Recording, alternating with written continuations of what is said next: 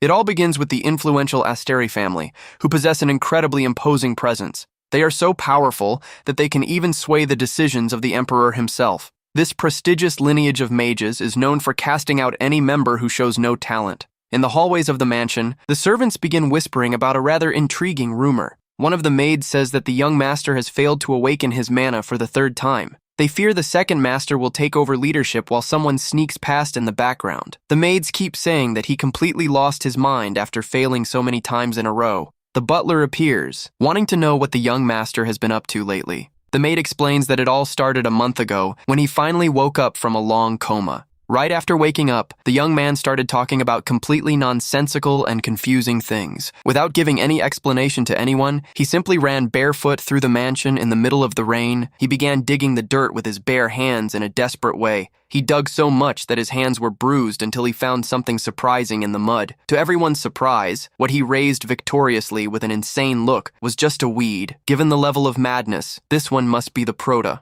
The butler and the maids are in absolute shock, completely losing it over that obsession with wild grass. The butler tries to calm them down, saying that it was rare, but they say the problem is something else. The big problem is that he does the exact same thing every single day for a month. He spends all his time gathering plants in the garden. While the Prota gathers his herbs, notifications of special items obtained pop up. Lion celebrates another productive day, accumulating several units of a blue plant. He dusts off his hands to clean the dirt and begins to reflect on his current situation. The young man realizes he is being closely watched and finds it exhausting to be the firstborn of that family. His current name is Lion Asteri, but in reality, he used to be a Korean guy named Baek Yi-hyun. In his past life, he was a team leader who quit because he couldn't stand his boss's arrogance with a lot of free time after quitting. He decided to log into a nostalgic game from his youth. Upon opening the game, he was furious to realize that all his old characters had been deleted. Since he had no choice, he created a new character and bought an incredible skill package.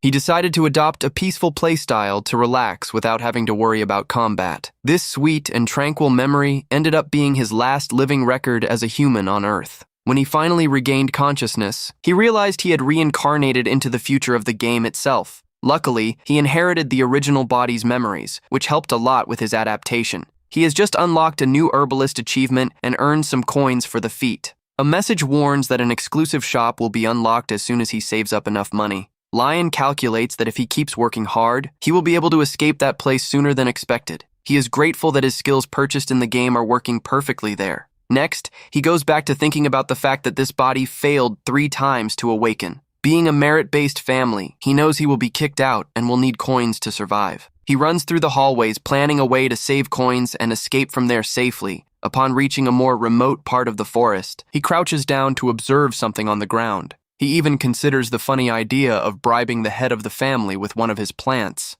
Suddenly, he notices a mysterious blue glow emanating from inside a nearby bush. Thrilled by the possibility of it being something highly valuable, he quickly runs toward the glow and then manages to pluck the herb. The system reveals that he has just gathered a highly valuable and incredibly rare 3-star plant. Lion gets extremely happy with the new achievement until a voice suddenly calls out to him from behind. He was so thrilled about the 3 stars that he barely paid attention to the person approaching. He then notices that someone was calling him. He recognizes the lady as Sylvia, and she comments on his recent obsession with gathering plants. He says he has his reasons and decides to ask if she can see the plant he is holding. She only says it looks like a high-quality herb, but he insists that it is glowing. Given the young man's insistence, the lady begins to believe the rumors that he has truly lost his mind. Sylvia gently says that she doesn't see any glow at all. With that, Lion has absolute certainty that only he can see the magical aura of that herb. The lady asks them to return to the mansion, warning that the head of the family wants to see him immediately.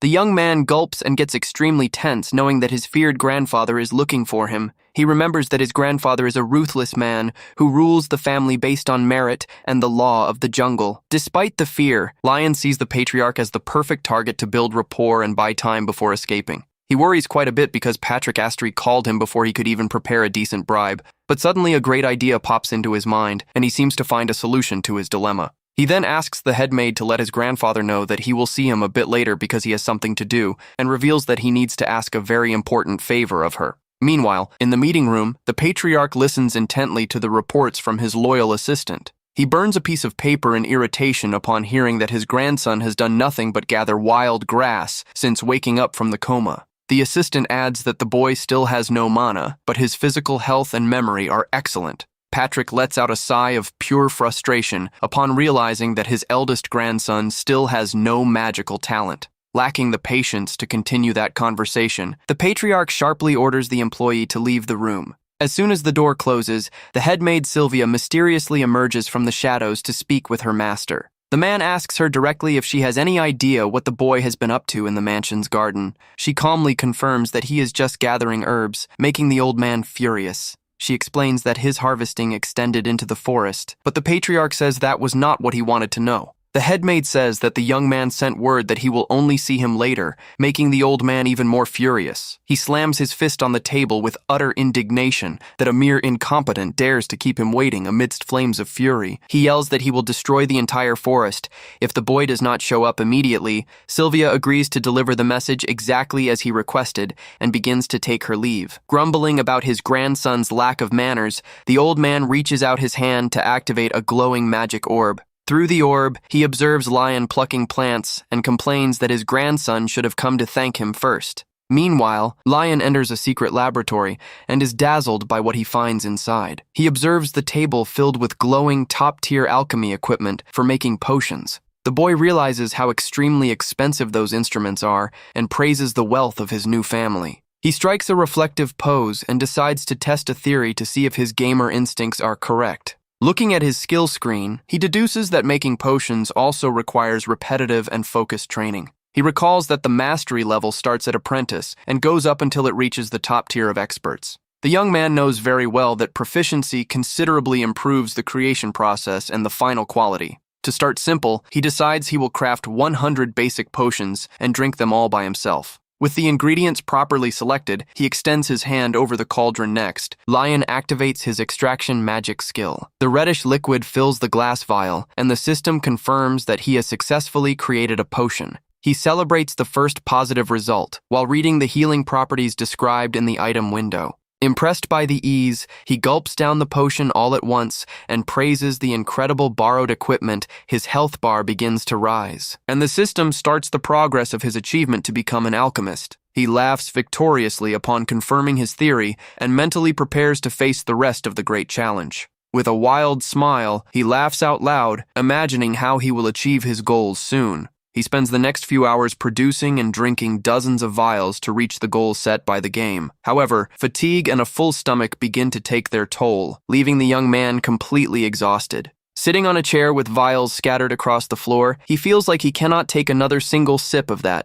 Since his health has already reached maximum capacity, continuing to swallow the drink becomes actual physical torture. Even though he can't take it anymore, he forces himself to swallow the last drops of the final vial right after. The system announces that the new achievement has been unlocked and that he has reached Apprentice Level 4. Extremely satisfied with the rewards received, he turns to check all the details of the new recipe. With his heart pounding from pure excitement, the boy clenches his fists and prepares to take the next step. He throws the collected leaves into the cauldron to begin the creation process of a much more powerful formula. He reveals that he spent the whole time harvesting thinking about what the ideal gift would be to please his grandfather. Since the patriarch is already overflowing with mana and has doctors on standby, giving healing or energy potions would be pointless, so he concludes that the best choice would be a special potion capable of completely curing mental fatigue. The young man knows very well that the elderly man lives buried under piles of exhausting work, every day without rest. Great mages can use their own energy to restore their physical bodies, so bodily fatigue does not affect them, but stress and mental exhaustion are completely different problems that ordinary magic cannot cure. Sensing the refreshing aroma rising from the cauldron, he notices that the new recipe is coming out exactly as described. He remembers that, in the old video game, this type of potion was considered nothing but junk with no commercial value. But now that he is living in the reality of a fantasy world, everything gains a completely different importance. Right after, he activates his extraction magic to finalize the alchemy and bottle the product. Moments later, his potion was finally made. A few floating bubbles bring brief reflections and nostalgic memories of his old daily life in Korea. The blue vial materializes, and the system warns that the potion works by bringing back the happiest memories of whoever drinks it. He is shocked to see that he managed to create a high-level 2-star item and celebrates having the perfect bribe. Just catching the gentle scent was enough to clear his mind instantly, before he even took the first sip of the liquid. A new notification praises the feat, saying that the formula should be impossible for his current magic level. In that exact instant, the potential to form a magic circle is unlocked, and a special talent activates in his body. Looks like the cheat code finally appeared. The message warns that he is now capable of regulating magic energy with an accuracy absurdly superior to others. An aura of magic begins to circulate around him. Next, it fills his entire body, finally releasing all his potential. Lion gets very excited, experiencing the sensation of finally having mana. He gets excited and starts laughing like a maniac. On the outside, someone was listening to all that madness. It was his brother who observed him laughing like a maniac. He must think he's crazy. He finds it bizarre to see the heir of the family acting that way, and then he simply walks away from there. Comfortably seated, he celebrates the success of the plan and thinks that now it will be much easier to manage his escape right after. He finally begins to relax. But the peaceful moment lasts very little, because suddenly he feels like he ended up forgetting a very important detail. He finally remembers his appointment with his grandfather. The feared patriarch awaited him in the main room of the Asteri mansion. Meanwhile, in another location, the tense atmosphere increases every second because of the young man's delay. Looking out the window, the old man lets out a tired sigh, not understanding why his grandson is trying so hard for a potion. Patrick proudly recalls his glorious youth as a legendary warrior and a member of the great heroes party. He is the imposing leader who possesses enough prestige and resources to found an entire nation if he so desired. The patriarch grumbles that he could provide an easy life for his grandson and does not understand why such a fragile body tries to exert itself. Sylvia comments that it is perfectly normal for him to feel worried about the boy. The elderly man tries to cover it up, pretending he is not worried, but Sylvia reveals that she saw the young man smiling with a genuine and contagious joy while working in the laboratory. The patriarch replies that happiness is of no use when the final destiny seems to be the end of it all, because the boy suffered 3 severe mana shocks, and surviving just one is already a miracle, and states that he only wishes for his grandson to live his remaining days in peace and good health. Someone then knocks on the door, interrupting their conversation. The assistant finally announces the arrival of the heir, who enters the room looking a bit awkward for being late with all the necessary politeness. Lion makes an elegant bow and offers sincere apologies to his grandfather for the terrible delay. Patrick glares at him with a stern look and coldly asks why he took so long to come pay a visit. The young man stands his ground and calmly explains that he had a lot to reflect on after going through that terrible incident. He mentions that everyone in the mansion knows he never had the slightest sign of talent for using magic, leaving Sylvia worried. With a welcoming smile, he reassures the elderly woman, saying he is aware of his own reality and does not care anymore. The young man looks at his own hands and confesses that deep down, he always had a lot of trouble accepting this weakness. He reveals that he was afraid to accept this truth because he felt he would lose his rightful place in the family. Lion places the potion on the table, saying that things have changed now that he has finally accepted his own identity. He explains that he applied himself in his studies to become someone worthy of making the prestigious Asteri name proud. With a tender smile, the boy says he prepared that special gift, keeping his grandfather's recent fatigue in mind. Patrick glares at him with surprise and suspicion while trying to understand what that mysterious liquid really is.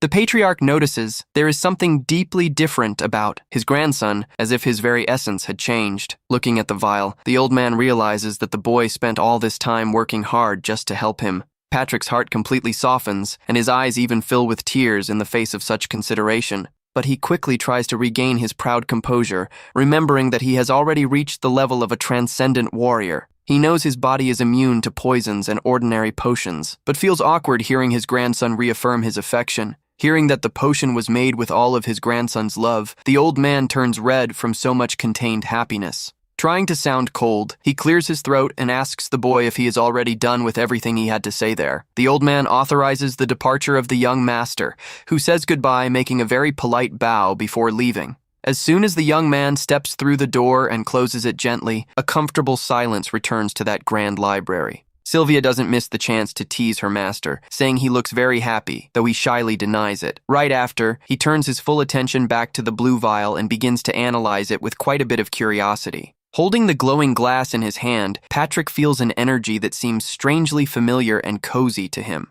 Sylvia notes that the potion does not smell of mana and suggests a detailed magical analysis, but the old man refuses the advice. The patriarch says he prefers to just enjoy and appreciate with all his heart the sincerity of his grandson's gift. The headmaid accepts the decision and states that she will also withdraw from the room to leave him completely alone with the gift alone. He looks at the vial and tries to recall how long it has been since he received a warm gift from his grandson. He praises the incredible quality of the vial and notices that it required very advanced technical knowledge of alchemy. He unblocks the glass, thinking that it won't have a major effect on him, but decides to drink it so as not to waste the gift. Patrick puts the vial to his lips and swallows the glowing blue liquid all at once to test its properties. Right after swallowing the potion, a light magical breeze begins to blow through the room and wraps the old man's body gently. He leans his back against the chair as he feels an indescribable wave of peace and tranquility clear his entire mind. Old and happy memories of his glorious past begin to appear before his eyes like a beautiful nostalgic movie. Without realizing time passing, the powerful warrior ends up falling into an incredibly relaxing and deep sleep. The dream he has that afternoon ends up being one of the sweetest and most comforting experiences of his entire life. Moments later, he opens his eyes slowly, feeling a renewed vitality that he hadn't experienced in a long time. He is shocked to have fallen asleep, but notices with joy that he doesn't feel groggy or melancholy at all after waking up. Observing the empty vial, the old man notes with impression that the chronic headache that plagued him is gone for good. He looks at the clear sky through the window and feels a lightness of spirit that seemed impossible to achieve before. With a genuine smile on his face, Patrick whispers that his insolent grandson really does whatever he pleases. He reflects that he cannot hold the boy back for being weak and decides he will find a way to heal his mana shocks. The patriarch wishes to live a long time by his side, while Lion feels his eyes tear up with gratitude without understanding why. Far from there, in the mansion's courtyard, a group of employees gossips in fear about the rumor that Lion might be close to the end.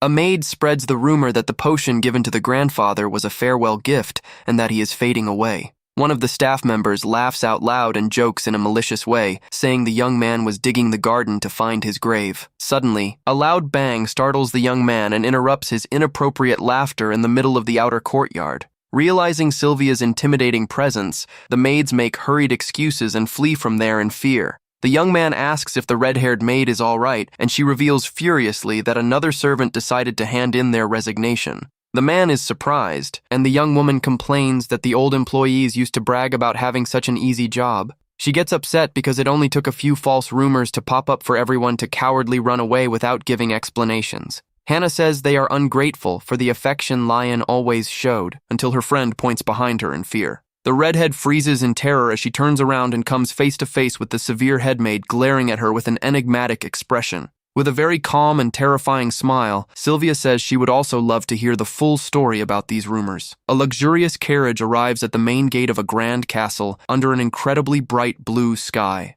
Back in the library, the patriarch asks the headmaid if any urgent, unexpected event occurred during her absence. She lies, saying it was just a personal matter, while the gossiping servants are seen being kicked out of the mansion. The patriarch remains in complete silence while processing what he has just discovered about that formula. He asks her to use the special witch's eye skill to analyze the remains of the vial left by his grandson. Sylvia activates the investigative magic circle that envelops the container. With a strong reddish glow, she freezes upon seeing the result and states that the potion is far too complex to have been made by the young man. The headmaid asks in a trembling tone if that might not actually be the legendary and ancient hero's potion. The legendary hero was the one who defeated the demon race and disappeared without a trace. 50 years ago, legends say there was no dungeon or labyrinth in the entire world capable of containing that incredible strength. His power was so absurdly colossal that even the deities hesitated to stand against him. Sylvia clenches her hands anxiously, remembering an ancient contract that is sealed deep at the bottom of the mansion's labyrinth. The old man tries to keep his feet on the ground, saying that the true hero's potion should have a much greater efficacy. Furthermore, he refuses to accept that theory because of a fact that seems completely obvious to him. The old man concludes that there is not the slightest possibility of his fragile grandson being the great savior of the world from the past, but he announces that he will ask for another, better potion so that his sister can also experience that same freedom. His sister has been living in a deep sleep for centuries, and he believes Lion's formula might help her wake up. Sylvia lets out a discreet giggle full of affection, seeing how much her master trusts the young man's potential. Patrick breaks the serious mood with a good-natured laugh that echoes with joy through the corners of the library. She remembers that the most useless thing in the world is to worry about a witch who has 1,000 years of life and immense power. She advises the old man not to burden the young man with unnecessary worries about his health and well-being. Even so, the woman bows and says she gladly accepts the sincere affection his grandson showed for her. Patrick observes her departure in silence, and his thoughts soon turn back to his beloved sister. Later, Lion returns to the library and notices that his grandfather's countenance looks extremely worried about something. Patrick promptly denies any sign of worry, saying that all of that is nothing but a bunch of nonsense. Lion starts guessing several funny reasons for the old man's bad mood, leaving him with popping veins from anger. The young man finally hits the mark by asking if the problem is the potion, and the patriarch gulps, seeing that he was caught cutting to the chase. The old man goes straight to the point and asks if he is capable of crafting an even more potent version. Lion gets quite thoughtful and assesses that in his current situation, it would be very difficult to make anything above 2 stars. He recalls that the rare herbs are gone and that the latest success only happened due to pure luck and good equipment. But he decides to take advantage of his investors' great interest and guarantees that it is possible to do indeed. But with time before accepting the task, the young man curiously asks his grandfather what the use of that new formula would be. Patrick reveals that he intends to give the potion as a gift to the headmaid, leaving the young man completely shocked. The young man begins to hilariously fantasize that there is a secret romantic vibe sparking between the two elderly people. To support his grandfather, Lion asks for a 2-week deadline, promising to deliver a potion worthy of winning anyone over. The patriarch widens his eyes, extremely surprised and indignant to hear that he will have to wait for so long. Startled by the reaction, Lion drops the deadline to 1 week and runs out of the room before the old man changes his mind. He celebrates in the hallways, seeing that as the golden opportunity to get on the good side of the richest man in the house. Back in the library, the old man tries to yell to stop his grandson's escape, but it was already too late to prevent him. While walking through the sunny forest, the young man begins to worry about how he will create a 3-star formula. He knows that buying expensive herbs would be useless without the necessary level and considers buying a ready-made potion with gold. But then he remembers a very important resource and decides it's time to check the items in the coin shop. The virtual shop menu opens, revealing that the catalog is limited and that he does not have a sufficient balance yet. He takes a fright upon seeing the exorbitant prices of the products and wonders if the old stockroom key is made of pure gold. He complains that the worn-out items should be cheaper and decides to flip through the other tabs of the shopping menu. The boy is horrified to see that the magical seasoning costs a fortune and concludes that he won't be able to buy anything from there. Left with no easy shopping options, he realizes he will have to resort to the traditional and laborious method of training. He concludes that his hands have a physical limit for harvesting and that he will need something fundamental to continue. The young man decides that his next big investment goal must be purchasing top-tier tools. Inside a smoky workshop, a blacksmith works hard hammering a piece of hot iron on the anvil. The assistant yells out to his partner, who responds complaining that he is too busy with his own tasks. But the helper insists, saying that a very wealthy customer with a lot of money to spend has just arrived at the shop. The giant blacksmith appears grumbling, but is surprised to see the young Master Lion waiting patiently in the courtyard. Lion approaches with kindness and asks the red-haired giant directly if he is the true owner of that workshop. The young man, dressed in noble and elegant clothes, surprises the blacksmith by asking if he could learn to forge there. In the face of the blacksmith's astonishment, the young man quickly explains that he has no intention of doing that training for free. He opens a bag filled with glowing gold coins and offers an absurdly generous reward for the favor. Lion observes, intrigued, the tools displayed in the shop's showcase and begins to assess their quality. He notices that those hoes have a rather weak quality because the great blacksmiths only want to forge valuable weapons. He knows that even being the eldest son of the prestigious Astri family, he wouldn't get a perfect tool that fast. The young man approaches one of the local blacksmiths and asks in a direct way if he could test his skills at the forge there with a very friendly smile on his face. He shows a bag of coins and promises to give an incredibly generous reward. The bag is so stuffed with glowing gold coins that it leaves anyone completely dazzled by such wealth. The dwarf blacksmith complains, irritated about putting up with noble games, while his partner desperately tries to calm him down. The young helper tries to return the bag of coins, explaining with all patience that such an amount is an exaggeration for a hoe. Lion smiles awkwardly and agrees with the young man, who warns in a friendly manner about the dangers of scammers out there. The blacksmith then takes the initiative to guide the young noble and prepares to start the work inside the workshop. The sturdy dwarf glares at Lion with suspicion and questions if such a delicate young man can actually handle the heavy work of forging. Lion immediately recognizes that imposing figure as a member of the legendary and proud race of dwarfs from that world. He remembers that this incredible race possesses such an absurd resistance that not even the hottest fire is capable of burning them. In addition to a simply colossal physical strength, they are also known worldwide for their extreme attention to detail. Lion is surprised to find a pure dwarf there, and the blacksmith crosses his arms, asking in a sharp way what his name is.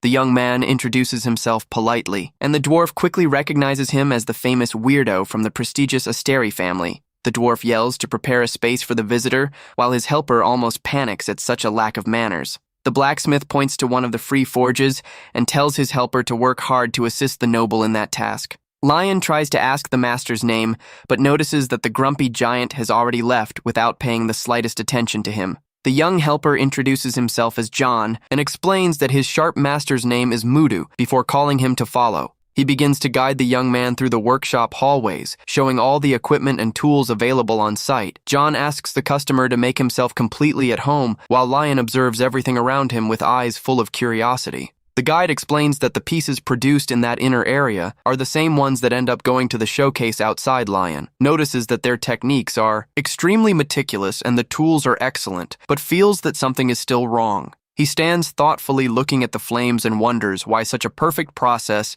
generates low-quality items. Suddenly, the young man turns quickly upon feeling a totally unusual and mysterious presence emerging from inside the cauldron. A system notification reveals that a low-level and highly weakened fire spirit is glaring at the young master. Without losing time, Lion asks the helper directly if the fire in that forge is usually weak like that. John scratches his head quite awkwardly and hesitantly admits that the flame really isn't in its best state today. Mudu appears carrying a metal plate and confirms that the strength of the fire has decreased a lot, but wants to know how the boy noticed that the young man responds calmly that the flame itself revealed its current state to him, leaving the dwarf blacksmith in absolute shock. John tries to resume the explanation about the hose, but the giant dwarf abruptly interrupts him, telling him to stop right there. The master sharply orders the helper to leave the premises because he needs to speak with the young noble in a private manner. The two go to the outside part of the workshop, where the dwarf glares at him with quite a bit of seriousness while the wind blows the leaves. With an extremely focused look, the blacksmith asks if he really managed to see the spirit, and Lion confirms that yes, Mudu wants to know if the young man is capable of healing the small, weakened spirit, and Lion responds with doubt that perhaps he can. The dwarf promises that if he solves this mystery, he will personally teach him the art of forging and still do something very special. He guarantees that he will place all of the young master's orders as top priority in the workshop, leaving Lion very surprised. The boy remembers that this workshop is so famous throughout the region that it receives dozens of important requests from other places. Faced with such a wonderful opportunity, the young man accepts the challenge with a big smile and guarantees he will solve the problem Mudu vents that he worked hard to expand the workshop, but now the fire spirit ended up losing all its strength. The dwarf reveals that, because he is unable to understand spirits, he is about to see the quality of his products drop for good. Although he finds the young man fragile, the blacksmith places his hopes in him, while Lion thinks of a quick solution to the problem. The young man explains that the magical creature is dying of thirst. Leaving the dwarf master completely confused by that revelation, Lion suggests throwing some water on the flame, but the dwarf quickly loses his patience, asking if he has lost his mind for good. The blacksmith yells nervously, not knowing what to do, and Lion tries to calm him down, explaining that they need something special for the creature. Desperate, the dwarf promises to give even his greatest masterpiece if the young master manages to save the workshop from that ruin. Lion asks with a serious look if the blacksmith is telling the truth, and the sturdy dwarf confirms without hesitating even 1 second. The two seal the deal with a firm handshake, and the young man promises that he will start working on the solution that very night. Night finally falls over the peaceful region, wrapping the large workshop under the soft light of an incredibly bright moon. Lion laughs a little, realizing that he ended up working overtime there too without it being in his plans. The small fire spirit complains of great thirst, and Lion promises that he will prepare a special drink for it very quickly. He understands that the spirit collapsed because that large workshop forces it to work too much without any rest. The young man locates the perfect ingredient for the recipe and decides to use a sprig of water rosemary to solve the problem. He explains that the savory herb turns into an excellent consumable oil for the small fire spirit. If processed this way, the system quickly reveals the success of the creation, displaying the refreshing properties of that oil custom-made for it. The young man pours the liquid on the flame, which reacts very well while its hydration level begins to restore fast. Since the creature's thirst has not been fully quenched yet, the young master goes back to the stove, promising to cook a little more. He squeezes the fresh leaves with quite a bit of force to extract every last drop of essential oil for the small spirit. The magical creature finally gets its energy fully restored and grows in size, glowing with great intensity. The system warns that the creature is very grateful and grants the young man an excellent amount of experience points. The giant dwarf invades the room, running with open arms, and celebrates euphorically, yelling that the young noble actually did it. He glares at the young man with eyes glowing from pure admiration and stands almost speechless before such an extraordinary feat. Mudu asks if he is all right upon noticing his fatigue, and the young man tries to cover it up, saying with a smile that everything is under control. But in reality, he can barely stand on his feet from having spent the entire night awake working hard without any rest. Left with no strength, the young man ends up fainting on the workshop floor, leaving the giant dwarf in complete despair and yelling for help. Mudu runs to him, begging for the young noble to hold on while trying in every way to wake him up right there on the floor. Time passes, and smoke begins to rise calmly through the workshop's chimney under the blue and sunny sky of a beautiful morning. When he finally opens his eyes, Lion comes face to face with two cute children staring at him full of curiosity about his name. The young man introduces himself in a friendly way after the siblings reveal their curious names during a pleasant morning meal. The young man smiles from the corner of his mouth, seeing the massive closeness of those siblings, and finds their dynamics extremely cute and fun. He remembers that he also had a younger brother in his past life, although the relationship between the two was quite complicated, but he quickly brushes away those thoughts, deciding to focus only on his own path, without caring about leading the family. Suddenly, the living room door opens with the arrival of a lady who interrupts those children's fun conversation. She tells her children to go play outside so they don't disrupt the meal, while one of them plays with the young man's nickname. The young noble lets out a fun laugh and reaffirms that his true name is Lion so that the little boy can remember. The boy says he prefers to call him Young Master because he thinks it is much cooler, and Lion agrees in a super casual way. The mother runs after the little mischief makers to finally put them out of there, leaving the environment much calmer. The woman of the house apologizes for her children's behavior, but Lion reassures her, praising the delicious soup she made. She confesses that she took a huge fright when her giant husband brought the young master fainted in his arms early on. The woman tearfully thanks him for having helped her husband, and Lion responds that the meal and the rest are already enough. Mudu opens the door asking if the young man managed to rest well, while the children run excited to greet their father. The giant holds his children in his lap with affection, confirming that the young noble truly saved the small fire spirit. The young man gives a satisfied smile and announces that he has already finished his meal and that now he is ready to get back to work. The dwarf reveals with a very focused look that he has already left all the materials in the workshop fully prepared for them upon entering the place. The young master widens his eyes and stands completely surprised by what he finds before him. He comes across a showcase filled with incredible tools, and the dwarf reinforces that his requests will always be a priority. The dwarf master says that that is not the most important thing and calls the young man to follow him to the main work area. There, Lion widens his eyes as he approaches and tries to identify what kind of extraordinary metal is piled right in front of him. The dwarf shows a massive pile of refined, high-quality iron bars ready to be used by the young master. The young man thanks him for the seriousness of the teaching and the dwarf jokes, asking if he thought it would be just a cheap imitation. Lion denies it, laughing, and says he wants to learn everything as fast as possible, and the master prepares to make the first demonstration. The blacksmith warns with seriousness that the true foundation of all forging begins with the perfect control of the metal's temperature. He explains that the piece turning red doesn't mean it's ready, and that excess heat can melt the material for good. At the exact moment the metal reaches an intense golden glow, the dwarf master warns that that is the perfect time to act. He begins to hammer the piece, demonstrating that the big secret is controlling the force to shape the ideal thickness of the blade. The next step after giving the basic shape is precisely adjusting every detail and then using the sharpening stone to give the edge to conclude the process. The blacksmith exerts force with his hands and very firmly fixes the wooden handle onto the iron base. He raises the finished tool that glows intensely and asks with a smile if the young man found the process too difficult. Lion thanks him for having the help of the best master of all and asks very excitedly if he can use all those iron bars. Mudu gives permission to use the bars, and Lion accepts in a super excited way, carrying all the material all at once. The dwarf panics upon seeing the young man throwing all the iron bars straight into the fire without doing any preparation beforehand. With a very confident smile on his face, the young master says he is just going to test a different method when it's time to forge. The young man begins to work hard, hammering the hot metal, and realizes that the physical effort is much greater than he imagined. But his first attempt results in a total failure, with the system warning that the piece became completely unusable. Even though he is quite tired, Lion refuses to give up and decides to keep trying until he manages to hit the ideal point of the forge.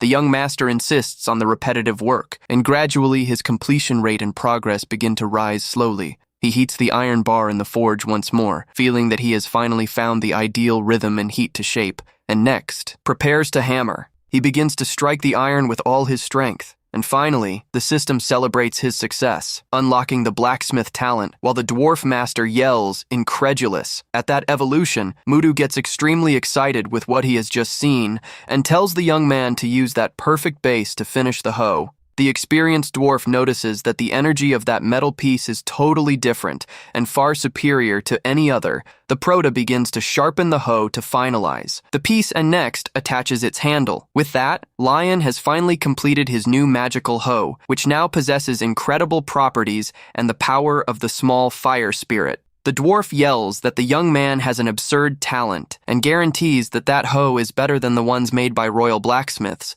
Mudu insists that he should celebrate more, but the young man decides it is better to take a short break so he can rest. But right after, Lion hugs the dwarf with a mischievous smile and asks him to teach now how to forge a magical scythe. The giant blacksmith stands completely static and reactionless before the untiring energy and determination of that noble young man. He lets out an extremely loud laugh and admits in a fun way that the obstinacy of that young master is madness. The master accepts the challenge, promising to teach everything he knows while Lion celebrates, thinking that his plan is working out. Under the soft light of the full moon, the young master promises in thought that he will fulfill the grand wish of his beloved grandfather soon. During the silence of that dark night, rhythmic digging sounds begin to echo in a mysterious way through the dense woods. Lion uses his new magical hoe to strike the earth with quite a bit of precision and agility in search of rare items in the forest. The system reveals that he has just gathered a rare finger ginseng root, perfect for restoring energy and making potions.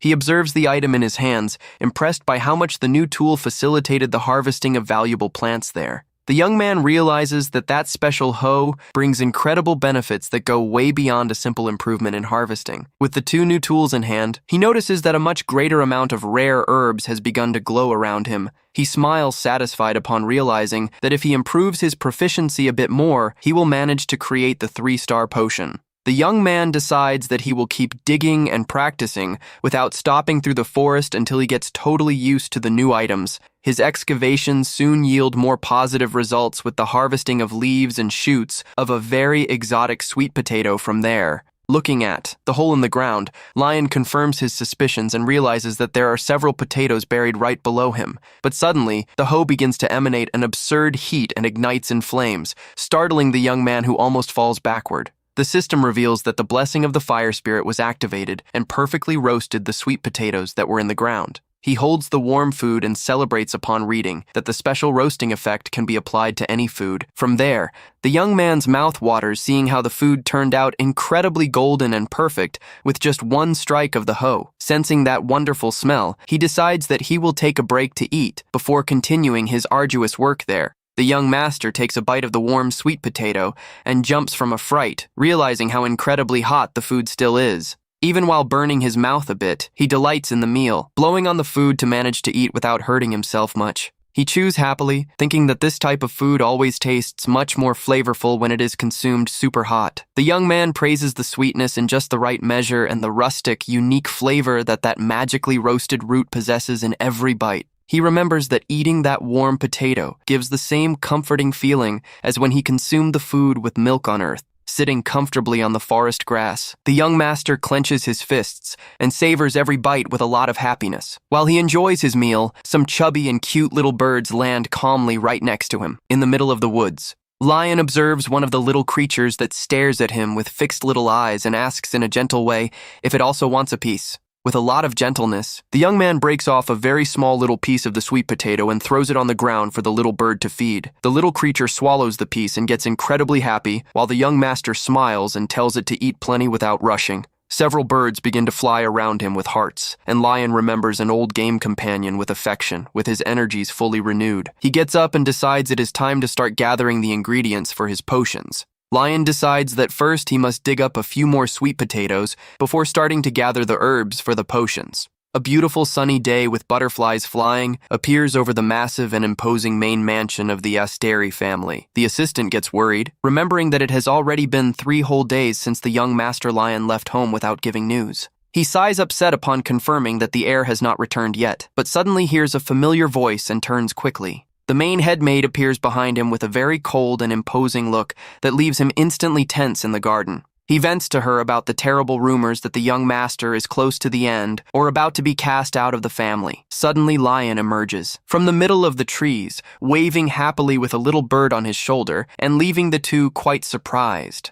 The two run startled toward the young man, wanting to know the reason for him being so dirty, and Lion says calmly that he is fine. The young master scratches the back of his neck, giving a beautiful smile, and guarantees that nothing serious happened to him during all this time. The assistant is taken aback by the dirt and asks intrigued about the chubby little bird that is perched on his shoulder. Lion looks surprised at his shoulder and wonders when it was that small little creature decided to follow him to his mansion. The imposing headmaid approaches the young man with a rather serious countenance. Drawing his attention with all her politeness, she says that he can already stop with that, but the young man only asks if she received any message from his powerful grandfather about him. The young man puts his hand to his forehead, faking disappointment, and comments in a funny way that his grandfather really doesn't know how to keep a secret. She gets confused, and Lion asks for patience, explaining that it took time to find the ingredients, but that he got everything he needed. The headmaid widens her eyes in complete shock and asks with incredulity if he actually obtained the rare ingredients. The young master runs excited toward the mansion, promising to prepare the magical potion as fast as he can for them.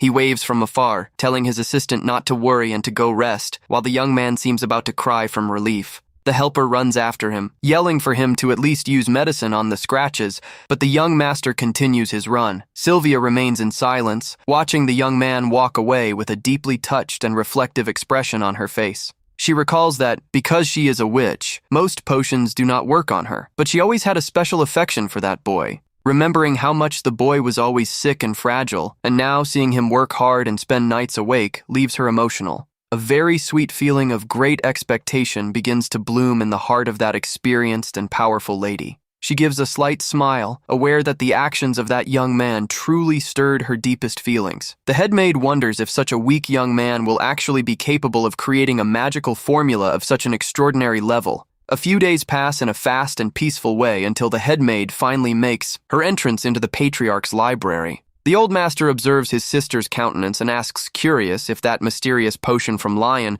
actually had any effect. She confesses with blushed cheeks that her mind and emotions became incredibly clear and renewed after drinking his potion. She insists that would be impossible without some help from the patriarch, but the powerful old man guarantees he did absolutely nothing. The patriarch points to the paperwork, explaining that he is focused only on the organization of the coming-of-age ceremony of his beloved grandson. But suddenly, the woman gets serious and warns that if the boy did everything alone, this could bring severe political problems for him. She looks at the small vial on the table and states with firmness that formula looks like the legendary potion of the true hero. She explains that in ancient legends, the savior of the world is a legendary figure who emerges to combat the advance of terrible monsters, but she adds that the life of a hero is filled with immense pain, tragic choices, and a very deep existential emptiness. In the end, as soon as peace is restored across the land, they simply disappear like a mere disposable resource of destiny. Patrick clenches his own fists and agrees sadly, saying that these divine warriors vanish without leaving any trace.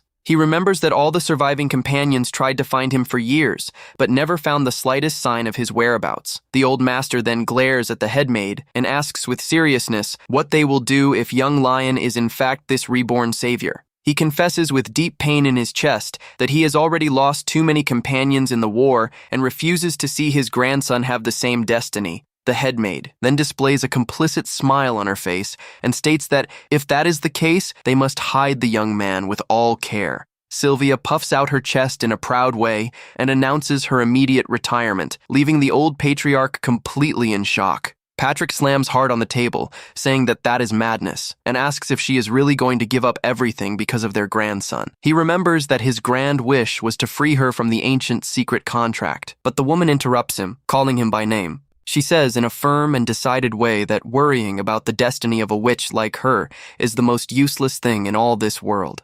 The woman reveals that she has every detail of that ancient contract memorized by heart and begins to walk wrapped in a dark aura. She repeats the magical laws that forbid her from leaving the mansion, but guarantee that she can live freely as a human inside there. She smiles, thinking that thanks to the potion of that adorable young man, she could finally feel like a true human after so much time. She reveals her true and stunning young form, promising to protect the young man closely with all her colossal witch power. Meanwhile, in another part of the castle, the surprising news arises about the unexpected hiring of a new head maid. The second son of the family, Healer Awakens, listens to the news and questions irritated if she will really be Lion's exclusive servant. He is considered an unprecedented genius and the youngest fourth circle mage in all the history of that dynasty. Because he looks so much like his grandfather Patrick, everyone views his youth as a true weapon of combat and power. For an extremely intelligent and focused young man like him, the sudden arrival of the new servant seemed very suspicious. Healer analyzes the documents and concludes that it makes no sense for Sylvia to retire all of a sudden to make room for another person. It all began the previous night while he was thoughtful in his luxurious room lit by the soft light of the moon. He talked with Sylvia and asked surprised if she was really going to retire and leave the grand castle forever. She confirmed with a mild smile, saying that the potion given by Lion worked a true miracle on her physical health. He got intrigued hearing that and admitted with seriousness that he still couldn't understand how all of that happened. The headmaid then suggested in a perceptive way that he go see with his own eyes the activities of his older brother. She recalled that he used to follow his older brother everywhere when he was little, leaving him quite awkward. The experienced lady guaranteed that everything was the absolute truth and left a subtle invitation to quench his curiosity. She advised that following Lion for just a single day could reveal incredible secrets about his sudden change. The young man reflects that that makes no sense at all and questions himself if his foolish brother is really the one responsible for all this. Decided to discover the truth, he runs out of the castle destined for the forest to watch his brother's steps.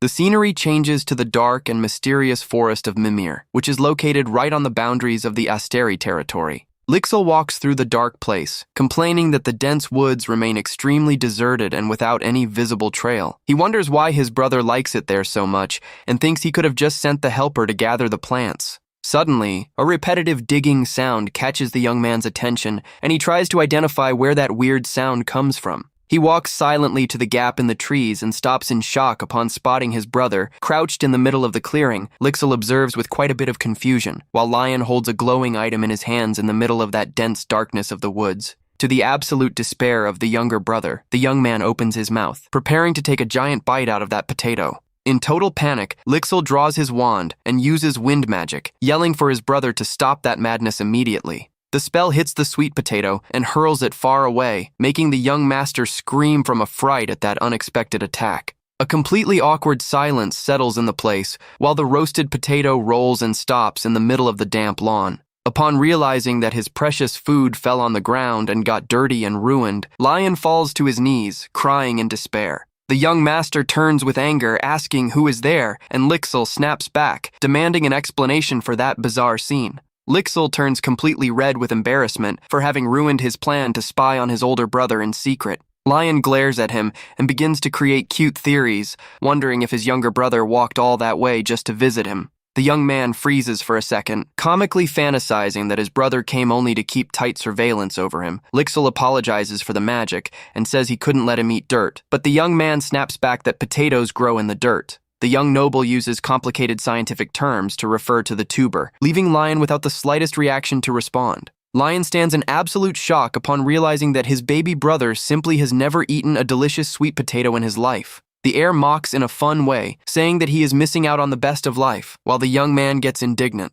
The older brother tells him to sit on the wooden log and promises that he will dig up a few more potatoes for them to eat. before starting the digging. Lion turns with a clever smile and asks if his baby brother knows how to master fire magic. He asks the boy to prepare a small campfire to warm them up, and the baby mage accepts, saying that this is super simple. Lixil sits on the wood before the beautiful magical campfire he created himself, observing the flames crackle in the silence. The eldest returns, carrying several fresh potatoes in his arms, and asks happily if the campfire is already quite hot. Without the slightest ceremony, Lion simply throws the potatoes straight into the middle of the burning embers, leaving the youngest, horrified Lixil fears that the potatoes will get totally burned, but his brother guarantees that the thick skin protects the inside perfectly. The two brothers remain seated side by side in the middle of the dark forest, enjoying the welcoming warmth of that campfire, breaking the comfortable silence of the night. Lion decides to initiate a casual conversation with his quiet younger brother. The young master explains that stepping a bit out of the tiring routine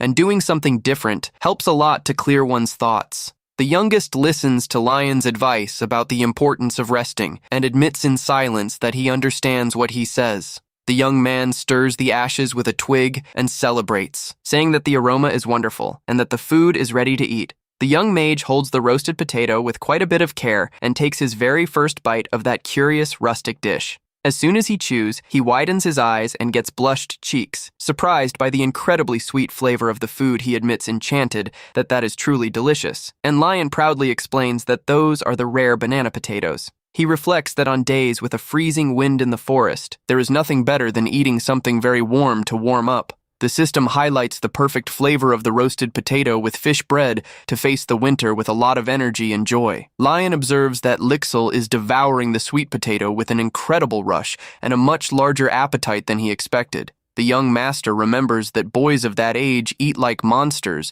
and recalls when he himself ate without stopping at school. Lixil looks startled at the massive pile of potato, skins on the ground, and wonders when it was that he ended up eating so much. Lion smiles, relieved to see that his younger brother liked the rustic food, but the youngest tries to stammer to justify himself. The youngest admits with shyness, and Lion tells him to eat as much as he likes, thanking him for all his hard work in leading the family. The boy reflects on the suffering of seeing his brother so sick and fragile throughout all the years without being able to do anything. But he confesses with all the sincerity in the world that he never viewed that family burden as a true trial. He guarantees that he never blamed Lion for his physical weakness, although he admits with shyness that another feeling existed in his chest. Lixil confesses in a very honest way that in reality, he always felt a tiny bit of envy because Lion had something he lacked. The youngest quickly tries to explain himself nervously so as not to seem ungrateful, while Lion just gives a laugh and says he already does a lot. Lion observes his younger brother's shy countenance and realizes that despite all the genius, he is still just a child.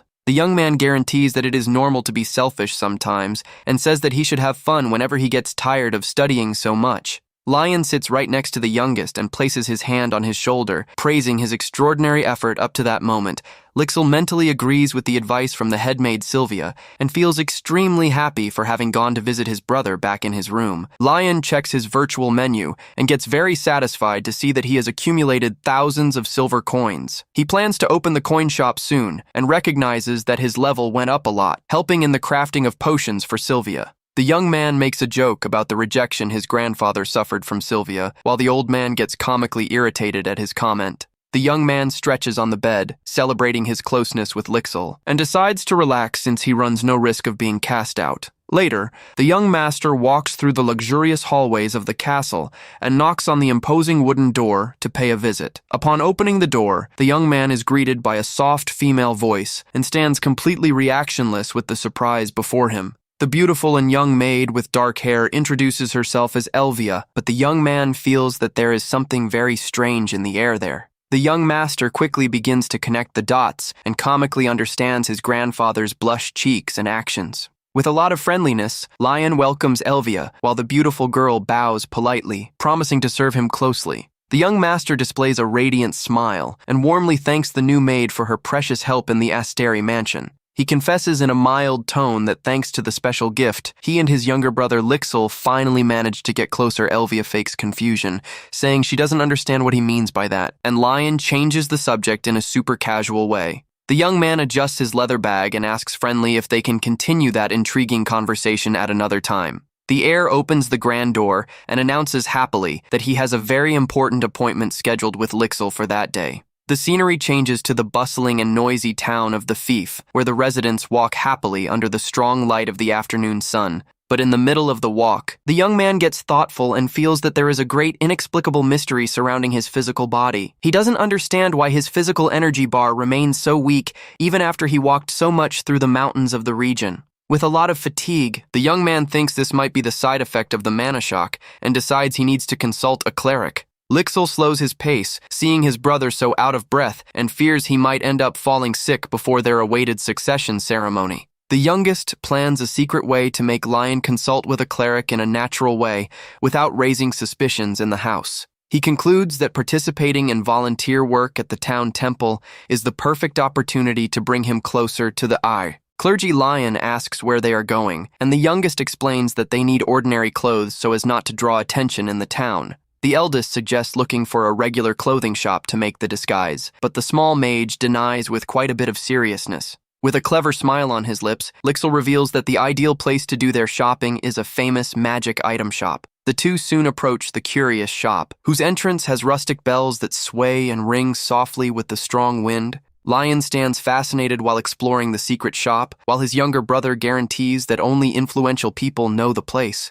The young man gets suspicious upon hearing his brother stammer about the legality of the items and makes a joke, leaving the youngest awkward there. But in the same instant, the young man's attention is drawn by a set of strange objects displayed on the wooden shelves. He observes magical pens and earrings with very curious functions and questions why everything looks like children's toys there. Lixil explains awkwardly that he came to know the place at the academy and emphasizes that despite the appearance, the items are very effective in practice. Suddenly, the extravagant shop owner appears with open arms and welcomes the young nobles with a lot of energy. The friendly shopkeeper proudly guarantees that his shop sells everything and highlights the cleaning potions as the greatest successes there. The youngest announces that they are looking for disguise items, and the merchant quickly guides them excitedly to another area of the shop. The shopkeeper gesticulates, showing a massive shelf, and warns that all the pieces displayed there serve as perfect disguises. The merchant shows insoles to increase height and magical bracelets as excellent economical options for alteration. He pulls a rope, revealing the premium products sector, which can alter even the hair color of whoever uses the artifacts. They buy a magical accessory called Unrecognizable Child, capable of completely changing hair and eye color. The bells of the shop door ring happily, while the owner says goodbye to the young nobles, asking them to come back always. Lixil asks what he thought of the place, and the young master responds excited that he found the tool shop super fun. Lion notices some extra freebies inside the package, but his younger brother warns that that shop never usually gives good gifts. The young master gets quite curious and decides to open the mysterious bundle to see what he actually won as a courtesy there. He is startled to see a craftsman's repair kit and realizes that that old freebie is much more valuable than the purchases. Lixil says with naturalness that he has no use for that and gladly gives all the gifts to his brother. The two decide to enter a silent and empty alley of the town to put on the magical disguises and start the plan. A strong bluish magical energy wraps the two young men, altering their physical appearances in an instantaneous and magical way. Lion adjusts his new brown locks and comments marveled about how the transformation was perfect and without flaws.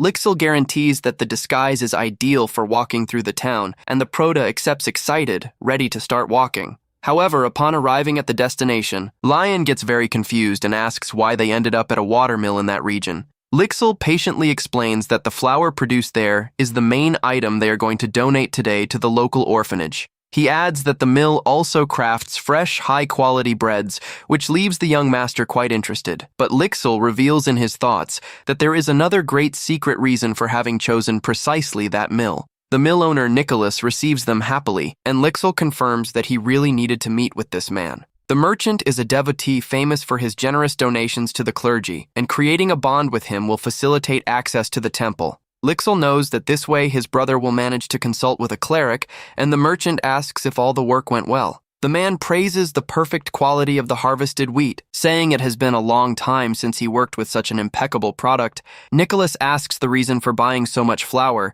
and Lixil states that he wants to help the hungry children he saw in the town. The merchant praises the beautiful initiative and asks if he has already chosen a suitable place to make this generous donation, and Lixil asks if he has any recommendation. While the man thinks thoughtfully, the young brother roots hard in his thoughts for him to mention the temple of the region. Nicholas suggests donating to the orphanage run by the temple, and the small mage vibrates with joy seeing that his plan worked out. The young man asks how many children live under the care of that orphanage, and the merchant estimates that there are about 30. Lixil thought that the place was very well equipped, but the man reveals that the recent lack of funding cut their resources. He mentions that the mage families of the region focus only on themselves and almost never support an orphanage kept by clerics. While Lixil reflects, Nicholas roots for those young nobles to manage to actually help improve the children's lives.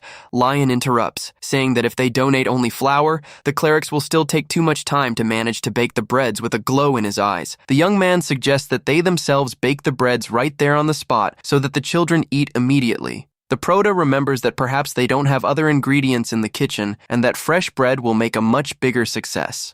Nicholas happily agrees, saying it would be an immense pleasure to lend his famous kitchen for them to perform the work. The young man feels a bit guilty for having focused only on his older brother and forgotten the true situation of those children. He observes his brother's gentle smile and stands deeply admired upon seeing how much Lion is a kind and attentive person. Lion clenches his fist with a lot of enthusiasm and agrees that that is the best idea they could have had to help. The three prepare to start cooking in that beautiful mill, lit by the strong and invigorating light of that beautiful afternoon. On the work table, the system highlights the excellent quality ingredients selected with care to start the recipe. The young man assesses the olive oil pots and guarantees that the quality of the ingredient will bring a much richer flavor to the bread dough. Nicholas guides them in the kitchen, explaining that they are going to make a traditional whole wheat bread recipe that the children will love. The experienced baker makes an encouraging gesture with his hand and suggests that they start by preparing just a very small portion. With agile movements, he pours the perfect amount of milk and yeast over the flour to give the ideal point to the dough. Next, the mixture is placed in a container greased with olive oil so that it can rest and rise in a suitable way. When the volume doubles in size, he removes the excess air with his hands and adds some crushed sunflower seeds. Nicholas finalizes by shaping the dough into a perfectly smooth and shiny ball on top of the work table of his bakery. Lixil observes with quite a bit of attention and concludes with a smile that baking breads is infinitely easier than using his magic. The young brother quickly finishes his dough and turns curious to see how the progress of his brother Lion's work is going. Lion sweats cold, quite clumsy with the recipe, and the baker suggests baking his and Lixil's breads first to buy time. Moments later, Nicholas approaches the large wood-fired oven with Lixil and opens the door excited to see the result of the bake. But to everyone's surprise, one of the breads ended up turning completely black and burned in the middle of that warm batch. Nicholas comforts Lixil, saying that the excess dough burned the piece, but guarantees that for a first attempt it was very good. Nicholas smiles and announces that young Master Lion's bread has also just baked and is ready to be removed from the oven. He uses a protective glove and carefully pulls out the baking sheet with the 2 breads baked by Lion to assess the result. An absurdly intense and radiant golden glow emanates from inside the oven, leaving everyone in the kitchen totally blinded. The system reveals that Lion has just created a perfect level, one whole wheat bread that increases his cook mastery soon. The experienced baker glares at that batch of impeccable and golden breads and wonders incredulous how he achieved that. The man wants to know the secret of such success, but the young master only laughs, saying in a humble way that he did nothing too special. He explains that he wanted to give the best bread possible for the orphans of the temple to eat with a lot of joy and satisfaction today. The young man mentions that he made some decorative cuts for the children to like it more, and the baker gets deeply touched. The baker realizes he misjudged the brothers, and Lixil praises Lion's incredible talent for cooking in a very sincere way, taken by a great idea. The baker grabs his bag and asks if they mind continuing to bake alone for a while. Lion calmly agrees, thinking that perhaps they disrupted that man's work routine too much there. Nicholas runs out of the mill in a rush, promising to return as fast as possible to help the generous young noble's Lixil worries, thinking he caused inconveniences, but Lion calms him down, telling them to keep baking the breads in the kitchen. The youngest applies himself, putting on the gloves so as not to stay behind Lion, and the two decide to have a healthy and cute competition. They begin to bake dozens of warm breads, and the system celebrates Lion's excellent advance in cook mastery. With very agile movements, the duo produces a massive amount of delicious cookies and little breads for charity. Suddenly, the baker, Nicholas, returns out of breath to the kitchen, announcing his arrival with quite a bit of noise and enthusiasm on sight. Lion turns surprised by the bakery owner's quick return, but his sentence is cut short by what he sees right behind him. Nicholas did not come alone and brought along a massive crowd of local residents who want to join the beautiful project. A smiling woman explains that Nicholas told everyone about their kindness and that everyone wanted to help, even if just a little. The friendly wife of the dwarf blacksmith reveals that her husband was busy at the forge, but that she made sure to come help. The young master freezes and makes a quick silence sign to prevent her from revealing his disguise before all the people. Without losing more time, the friendly resident places her support tool case on the ground to give start to the preparations. Everyone begins to organize a massive amount of supplies like milk and flour brought from home as generous donations. One of the local residents displays an absurd physical strength by hurling gigantic bags of potatoes with tremendous ease. Lixel stands shocked by the woman's colossal strength, and she reveals with affection that she used to fight bears in her youth. The youngest admires the volume of donations received, and Lion praises the genuine kindness of the people who live in those lands. Lixel observes their union and feels a bit of shame for having started that only with selfish political interests. The boy looks with a lot of affection at Lion and convinces himself that the important thing is ensuring the cure of his beloved older brother. He smiles with pride, convicted that Lion is destined to perform truly grand and heroic feats in the future. A few hours later, the group finally arrives at the beautiful orphanage run by the grand and imposing temple of the Asteri Fief. The humble priestess responsible for the place cries from pure emotion and thanks from all her heart for that massive help. She asks how she can repay such charity, but the young man says with humility that he only wishes for everyone's happiness. Two children run excited, drawn by the aroma of the warm bread, and the priestess tries to calm them down, asking them to say thank you. Other orphans open the boxes, celebrating with joy upon seeing that in addition to food, they won beautiful changes of new clothes from there. The priestess invites the young men to deliver the breads personally, and they accept with a massive smile of satisfaction. Crouched down, Lion delivers with a lot of affection a fresh little bread to each child who says thank you with radiant smiles. Suddenly, in the middle of the children's screams of joy, the young man hears a shy murmur coming from behind a large tree. Looking with attention, he spots a little boy with dark hair and a sad look hidden in the middle of the dense vegetation there. The little one gets startled upon being discovered and runs away out of fear. Leaving the young master quite curious with that reaction, Lion asks the director of the place who that startled little boy was, and she explains with sadness that his name is Peter. She apologizes for the prickly behavior and asks with all the sweetness of the world for the young men not to hold a grudge against that boy. The little boy Peter continues running far away from there while his name echoes in a very thoughtful way in the young man's mind. The priestess comments, relieved, that practically all the children of the orphanage have already received their delicious meals. Suddenly, she notices the young noble walking away with a full wicker basket and asks, intrigued, where he is going. The young man turns with an extremely sweet smile and warns that little Peter has not won his warm little bread today. Yet she recalls that the boy was rejected 3 times for his extreme shyness and started to refuse any charity out of pure pain. Lixel silently approaches the tree, observing that the boy seems to have the same age as the blacksmith's children. The young man looks at the boy's arms and feels a tightening of compassion in his chest upon seeing how extremely thin he is. With an incredibly mild and friendly voice, Lixel calls out the boy's name, who shrinks startled by that approach. Lion approaches little Peter in a very gentle way and offers a piece of warm bread that he kept just for him. He shows the golden wheat bread from very close and begins to praise the wonderful aroma and the soft texture of the food. The little boy's stomach rumbles extremely loud, betraying that he is dying of hunger in the reality of that moment. Lion notices that his hunger is real, but the boy tries to hide it, shrinking even more so as not to give in. The young man realizes that it is not a matter of a simple tantrum and gets thoughtful, seeing that Peter refuses food even while very hungry. He concludes that the boy needs some time to trust and decides to simply sit next to him in silence. Meanwhile, the other volunteers say goodbye happily and thank for the excellent teamwork on that day. Time passes, and Peter ends up falling asleep right there on the grass, waking up confused upon realizing that he ended up dozing off. The boy thinks that the volunteers have already left and grumbles quietly, calling everyone fake for acting that way. He thinks that they only seek personal satisfaction, but takes a fright when the young man asks with a smile if he woke up. The boy gets startled and yells, asking the reason for him still being there, but Lion explains that he didn't want to disrupt his sleep. The young man says he is dying of hunger and offers in a super casual way a piece of the delicious warm bread to him. Peter pouts and turns his face, refusing the food again, while Lion asks if he really isn't going to eat anything.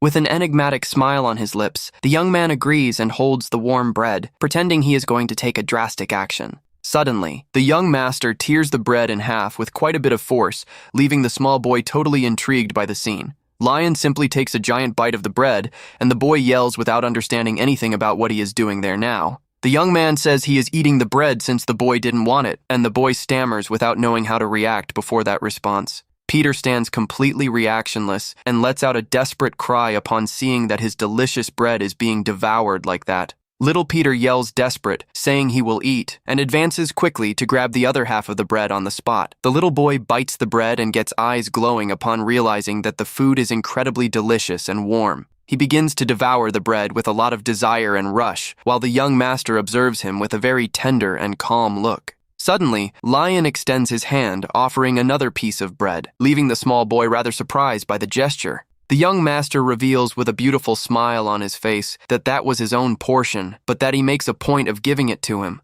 Peter glares at the young man's warm eyes and thinks in silence about how much that gentle attitude seems strange to him. He reflects that that food is just a piece of ordinary bread, without any truly rare or special ingredient there. The boy observes the young man seated on the grass and wonders, intrigued, the reason for that simple bread being so incredibly tasty. The boy remembers that charity usually is just faking for the rich to display status before the society of the kingdom. He recalls sadly that the adults who faked being nice always ended up abandoning him in the orphanage again. Convicted that adults are all liars, he continues devouring the food to try to push away those feelings. Suddenly, Lion's voice breaks the silence, and the young man asks in a very mild way if the little one knew a fun fact. Lion says that sad adults skip meals and regret it, but praises Peter for eating well despite being so upset. With an extremely warm smile, the young man confesses that when preparing the bread today, he rooted for someone to like eating it. The young man says he is very happy that he likes it so much, and the small boy cannot hold back the tears that fall.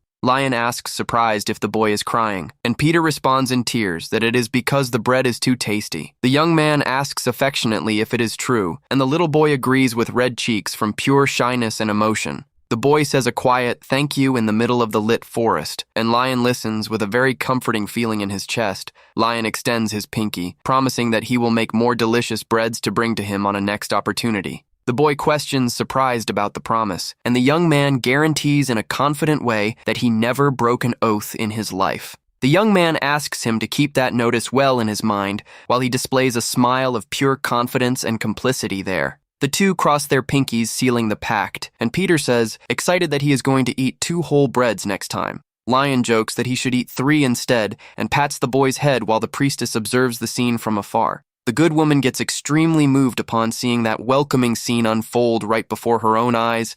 She remembers with quite a bit of emotion that it had been a long time since she saw such a sincere and joyful smile on that boy's face. The woman feels ashamed for having distanced herself so much. While Lion invites the boy to go play with his friends, she observes the two walking hand in hand under the light of the evening and wishes that God blesses such a kind young man. The sun begins to set on the horizon while the children say goodbye happily, yelling for them to return soon. But suddenly the director asks with urgency for them to wait and stay a bit longer at the orphanage before leaving. She reveals very enthusiastically that she got in touch with the clergy and that a priest is coming to bless the children today. She suggests that they also receive the blessing before departing, leaving the two brothers completely surprised by the invitation. Lixil vibrates with joy seeing that his secret plan worked out and accepts the invitation politely to receive such a blessing. The director of the place guides them politely and asks for the two brothers to follow her through a more reserved path. From there, she comments that the priest must be arriving at any moment, and from afar, horse hooves sounds begin to echo. Inside a luxurious carriage, a young and imposing cleric with glasses observes the path with a very focused look. Lixil gets worried about possible dangers and suggests postponing the meeting, but his brother agrees on the spot without questioning anything. Lion invents an excuse, saying he remembered an appointment at the mansion and leaves the youngest surprised with the quick reaction. The young master goes running excited, saying he needs to practice his cooking, and says goodbye. Leaving his brother confused, Lixil thinks that everything went well because he wanted to test the priest's intentions before introducing him to his fragile brother. He opens the door, decided to assess the cleric personally, and is received with a polite greeting coming from inside the room. The imposing cleric introduces himself as Licht and blesses the young noble, thanking for the anonymous donations made to the orphanage. Licht comments about his wish to maintain anonymity, and the small mage confirms in a polite way. While they sit down, Lixel notices that the cleric is very young for his position and deduces that he must be someone with out-of-the-ordinary skills. The cleric thanks from his heart for the good actions, and Lixel shares the merits in a humble way while sipping a warm tea. The boy makes sure to praise his older brother, revealing that the idea to donate the delicious breads came entirely from him. Licht asks if it was the brother who left earlier for not feeling very well, and Lixel confirms that yes. With a sad look and his hands well joined, the young mage reveals that his beloved brother always had quite a weakened health. He honestly confesses that he participated in the charity only to manage to bring his brother closer to the clergy in search of help. Licht smiles in an understanding way and says that it is truly a shame to see such a generous person suffering from a severe illness. The priest whispers that he also left the temple in hiding and leaves the young mage rather surprised with that revelation of his. The young man gets tense, unable to decipher Licht's enigmatic expression, and wonders if he is going to refuse his request. Suddenly, Licht suggests that they schedule a new meeting 3 days from then, leaving the young mage in a state of alert. The cleric asks for the boy to return at that same time, accompanied by his older brother so that they can talk.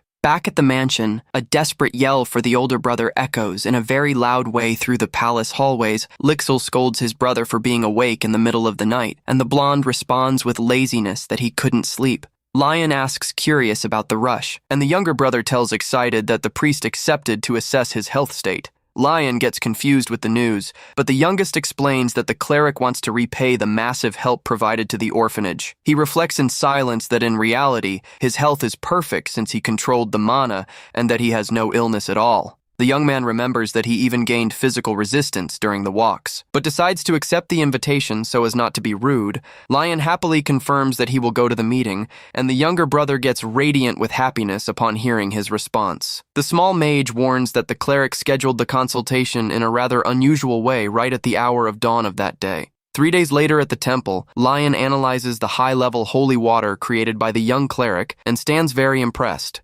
Lixel calls the attention of his older brother, who turns quickly upon realizing his approach with the great priest Lion, greets the cleric politely, and Licht responds wishing that the wonderful grace of God be with them there. With a very calm and friendly countenance, the cleric suggests that everyone settle comfortably to talk better. Lion decides to start the conversation in a casual way and announces that he has a great curiosity he would like to satisfy soon. The young man asks, without beating around the bush, what the true reason for the meeting having been scheduled so early in that cold dawn was. Licht reveals that he had an enigmatic dream where the two brothers appeared together, leaving both rather surprised by that. He explains that priests with great divine power usually receive prophetic revelations through their own dreams. The young brother asks curious how the dream was, and Licht responds with modesty that it is nothing very grand. He mentions that he dreamed about the children sleeping in the field and that the two brothers were there with slightly different clothes. Licht says that the dream brought so much peace that he felt a need to meet them and confirm a personal suspicion of his. The cleric wanted to understand what kind of people would be capable of invading his divine thoughts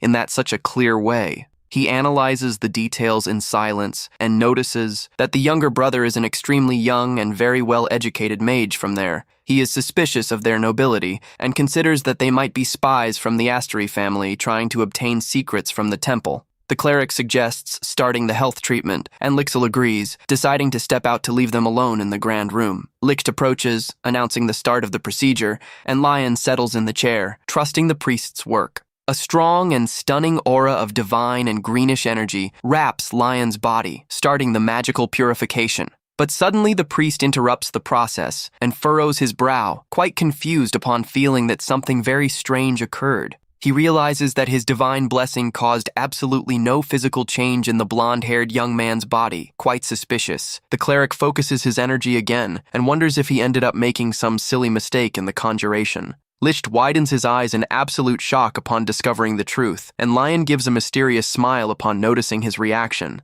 Lion opens his eyes with a big smile and comments happily that his physical body is already feeling much better. The young man warns that that amount of blessing is already enough, but the cleric stammers. Quite confused with that, Licht notices that there are only 3 possible reasons for a body not to display any improvement after his blessing. The first is rejection of strong magic, and the second is when the person already possesses a simply perfect health by themselves. And the last reason is when the individual was born with the inevitable destiny of having an extremely short life in that world moved. The priest approaches the blonde and guarantees that he will be always at his disposal to help him when he needs. Suddenly, the cleric holds the young master's hands in an extremely firm and sudden way, startling the young man on the spot. Lich tells him to go to the temple and say his name whenever he feels so many pains in the body that he is unable to fall asleep. He says with flames in his eyes that he will help him through all possible means, and Lion just accepts the situation half awkwardly. The two say goodbye politely at the room door, and the young master thanks from his heart for all the cleric's attention. There, Lion walks calmly back to the hallway, while the cleric observes him walk away with a rather worried look. Although he received a beautiful blessing, the blonde scratches his head intrigued, feeling that something very weird is happening. The beautiful sunny morning filled with colors appears lighting the massive and imposing towers of the Grand Astri Castle. Lixil celebrates his brother's improvement after the morning outing, while their luxurious carriage returns to the grand mansion. The young man notices that the magic totally healed the muscle pains he felt after spending hours preparing breads in the kitchen, but he soon notices the terrible dark circles of his younger brother and asks if he is tired, although the boy guarantees he is fine. The youngest warns that he is already going to withdraw to focus on his morning mana trainings, leaving the blonde quite shocked with that. Lion yells worried, warning that he will end up falling sick if he keeps exerting himself so much without having any real rest. Elvia observes the scene from afar and reflects that the young heir's training routine is even more insane and busy lately. Lion fears his brother might feel unwell, and the maid suggests that he talk directly with their grandfather to try to ease that routine. She comments that the patriarch also is very stressed, and the young master soon has a great idea upon hearing that warning. The beautiful girl suggests taking some tasty sweet to please the old patriarch, and Lion agrees in an extremely excited way there. The two soon go to the massive castle kitchen, where the blonde puts on an apron and starts to prepare a delicious recipe. With quite a bit of technique, he uses a heavy wooden rolling pin to roll out the smooth dough on the grand work table. There, Lion thanks for the idea, calling her Sylvia by mistake, and wonders if his stern grandfather actually likes to eat sweets. She corrects him, reminding him of her real name, and guarantees that the old man will eat anything delicious, prepared by his grandson with love. Lion gets a bit awkward with the mistake, but says he really roots for his grandfather to savor plenty each cookie made. But suddenly the young master lets out a yell upon remembering a special secret ingredient and leaves the maid quite curious. She observes him search for something in the supply bags and roots hard for it. Not to be some crazy cooking idea of his, the young man slams 3 roasted sweet potatoes on top of the table and confirms that he intends to use the tuber in the middle of the sweet dough. Elvia thinks that exotic combination very weird, but Lion guarantees that the flavor of the finalized sweet will surprise everyone. He chops the potatoes finely and explains that he will use their natural sugar to create a light sweet perfect for his grandfather. With a big smile on his face, he prepares for the next stage, which consists of giving beautiful shapes to the cookies. He shapes the cookies into cute forms of stars and kittens, thinking about asking for new cutters from the craftsman in the future. He places the baking sheets filled with decorated cookies straight into the hot oven and prepares to wait the necessary time. The system celebrates the success of the special sweet potato cookie recipe, which even possesses the power to reduce fatigue. Lion gets confused seeing potion effects on the food, and the maid stands admired since she only taught him the basic dough recipe. The beautiful maid says that tasting is the main part and invites the blonde to savor the very first cookie of that batch. He bites the cookie and delights himself, thinking that the flavor is superior to that of any chocolate sweet he ate in his past life. Elvia smiles and says that sweets help to combat fatigue, and that because it is not very sugary, his grandfather will surely approve. The young master thanks immensely for her help, and the maid suggests dividing the ready cookies into individual portions, but Lion takes the initiative to do the division alone and tells the tired maid to go rest, leaving the girl quite surprised with a mischievous smile. He explains that he still has other important preparations to do, and that he needs to keep cooking. The blonde waits for Elvia to leave, and thinks relieved that he couldn't open his magical inventory close to other people of the mansion. He celebrates that he unlocked new recipes upon rising in level, and decides to create a special drink to pair with the cookies. The young man selects the ingredients on his virtual screen and chooses to create an ideal support drink for physical trainings. Reads the properties of the Crimson support drink and guarantees that both his brother and his grandfather will love the new liquid. The boy thinks that curious combination familiar, but focuses on maintaining attention on the high quality of the selected ingredients. He smells the lemons and the oranges harvested in the garden, confirming that they are extremely fresh and perfect for the recipe. With the ingredients organized on the counter, he rolls up his sleeves and prepares to give start to the new and incredible recipe. Lion starts by washing very well the fresh fruits, cutting everything into slices, and placing the potion to simmer over low heat. At the moment the fruits are at the ideal point, he adds the cinnamon stick, waiting for the aroma to be well extracted from there. As soon as that wonderful perfume starts to rise, the blonde passes all the hot mixture through a fine strainer in the kitchen. To finalize the recipe, he throws a single drop of rosemary oil, completing the beautiful crimson drink in his cup. With the recipe ready, the system reveals the crimson drink that reminds a lot of the traditional mulled wine consumed in his old life. He takes a sip of the drink and approves the flavor, deciding to organize everything on the tray next to the freshly baked cookies. The tray looks stunning, and the system warns that the combo of cookies and crimson drink will drastically reduce fatigue. The blonde celebrates upon gaining extra experience points and silver coins after completing this great cooking achievement. He finally takes off his kitchen apron and places it aside on the counter, preparing himself for his next important task. Carrying the golden tray with a lot of pride, he prepares to go visit his strict grandfather in the main library. Patrick is thoughtful in his massive chair until the young blonde opens the door, asking if he is very busy right now. The patriarch sharply questions him about the reason for him himself carrying the tray.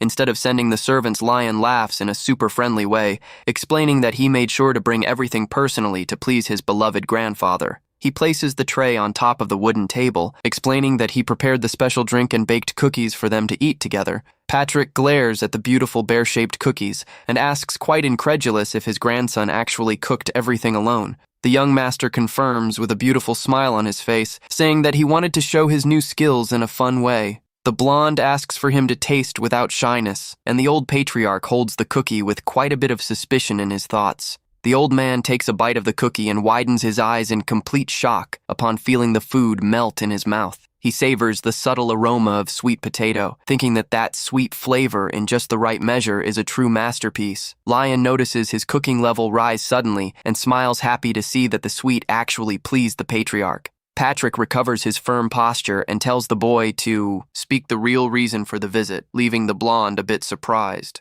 The old man says he knows he wants something, and Lion just laughs, admitting that he really cannot deceive his grandfather. The young master looks at the steaming cup and comments that he heard rumors about the coming-of-age ceremony that will occur soon. Lion suggests giving a break from the heavy trainings of Lixil until then, and the old patriarch glares at him, wanting to know the reason for that. The young man gesticulates, explaining that his younger brother's study routine is far too exhausting for a child to bear. He asks to lessen the training so that all the family participates healthy, and the old master stands totally speechless. The grandfather tearfully cries with emotion inside, proud with Lion's maturity, but on the outside tries to maintain his classic serious posture. He gets moved, seeing the fraternal affection between them, and gladdens for seeing that no rivalry exists in the family. The patriarch agrees and promises to give the break to the youngest, but asks with curiosity if his grandson wants only that from him. The old man insists, wanting to know if he has no other special request for the party, and Lion stands totally reactionless.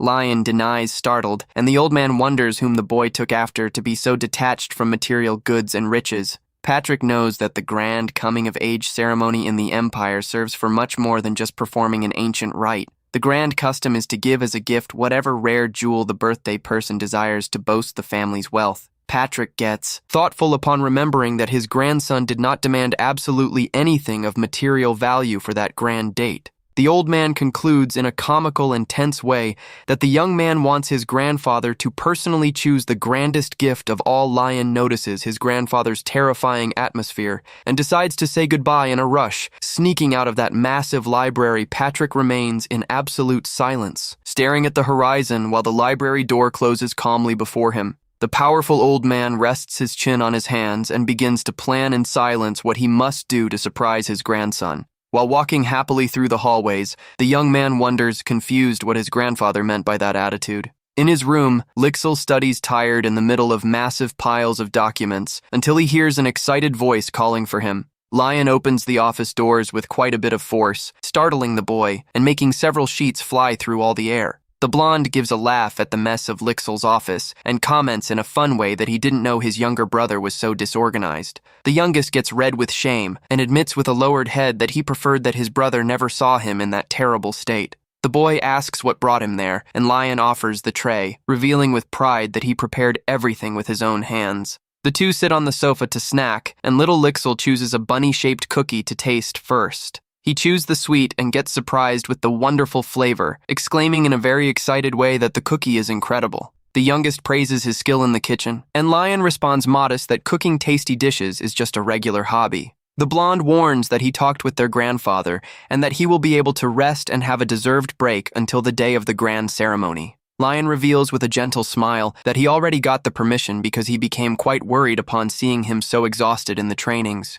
The youngest gets deeply moved with the blonde's attitude and displays a massive smile of gratitude for having such a wonderful brother. Lixel explains that his fatigue has no relation to the studies, and Lion, startled, asks if they are secret love letters. Lion thinks that the youngest has the age to interest himself in girls, but the boy says he worries about his ceremony. The young master understands everything suddenly, upon realizing that his brother is referring to the traditional family rite. He recalls that the ritual consists of crossing a labyrinth in the magical library that guides them to their ideal magic. But forcing the path transforms the place into an eternal labyrinth, and whoever manages to reach the end wins a valuable prize. He thinks super cute Lixel's worry about his lack of mana and guarantees that the ritual is just a mere formality. But the youngest, with his hand on his head, refutes his brother. Explaining that his true worry is with the event clothes, Lion stands completely lost with that unusual response and asks confused what the clothes have that is so special. The youngest asks if he has already seen the outfit that their grandfather designed for the event,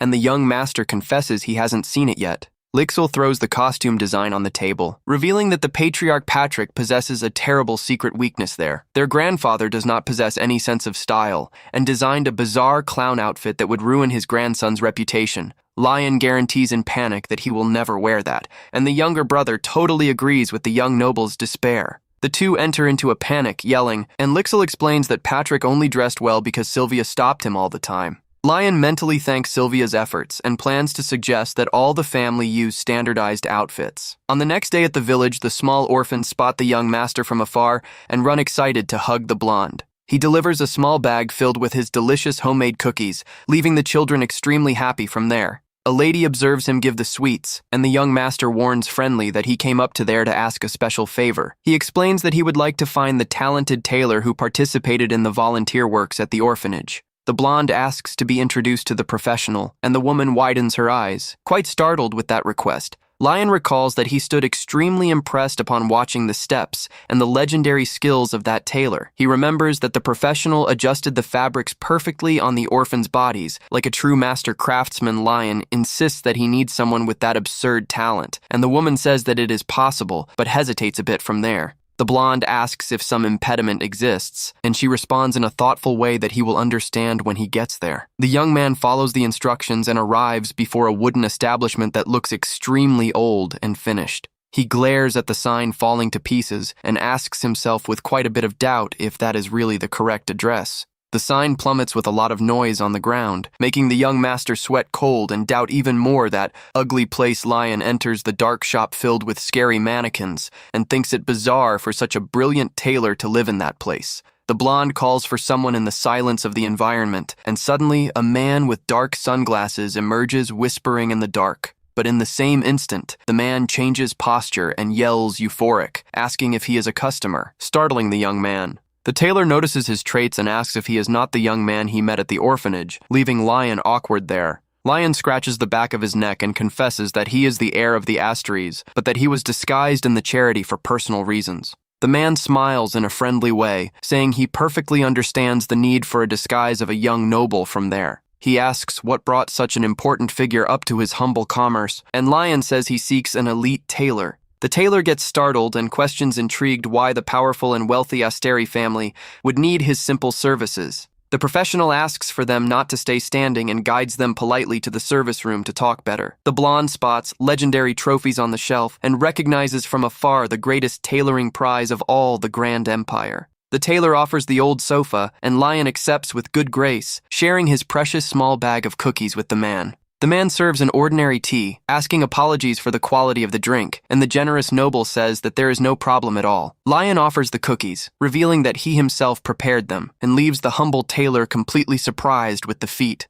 The man recalls that the delicious breads of the orphanage were also made by the young man and praises his magnificent cooking. The tailor accepts the sweet with much joy and takes a quite generous bite of the bear-shaped cookie to test the flavor. Upon chewing the cookie, the man widens his eyes and lets out a euphoric murmur. Impressed with the simply perfect flavor, he feels the crunchy sweet melt instantly in his mouth and compares the flavor to the purity of an innocent youth of the kingdom. Suddenly, the sensation of the flavor changes in a drastic way in his mouth, resembling a much more intense mystery. He travels in his poetic thoughts, comparing the sweetness to a charming prince declaring his love for a peasant girl. The tailor feels his heart race and thinks moved that the word tasty is too simple for that miracle. With eyes widened from pure emotion and ecstasy, the man yells extremely loud, saying that that cookie is pure art. The professional notices the blonde's mysterious elegance and concludes that nobody is capable of understanding his grandiosity. The man wipes tears of emotion with a fabric tissue, and the young noble asks with a smile if the sweet was good.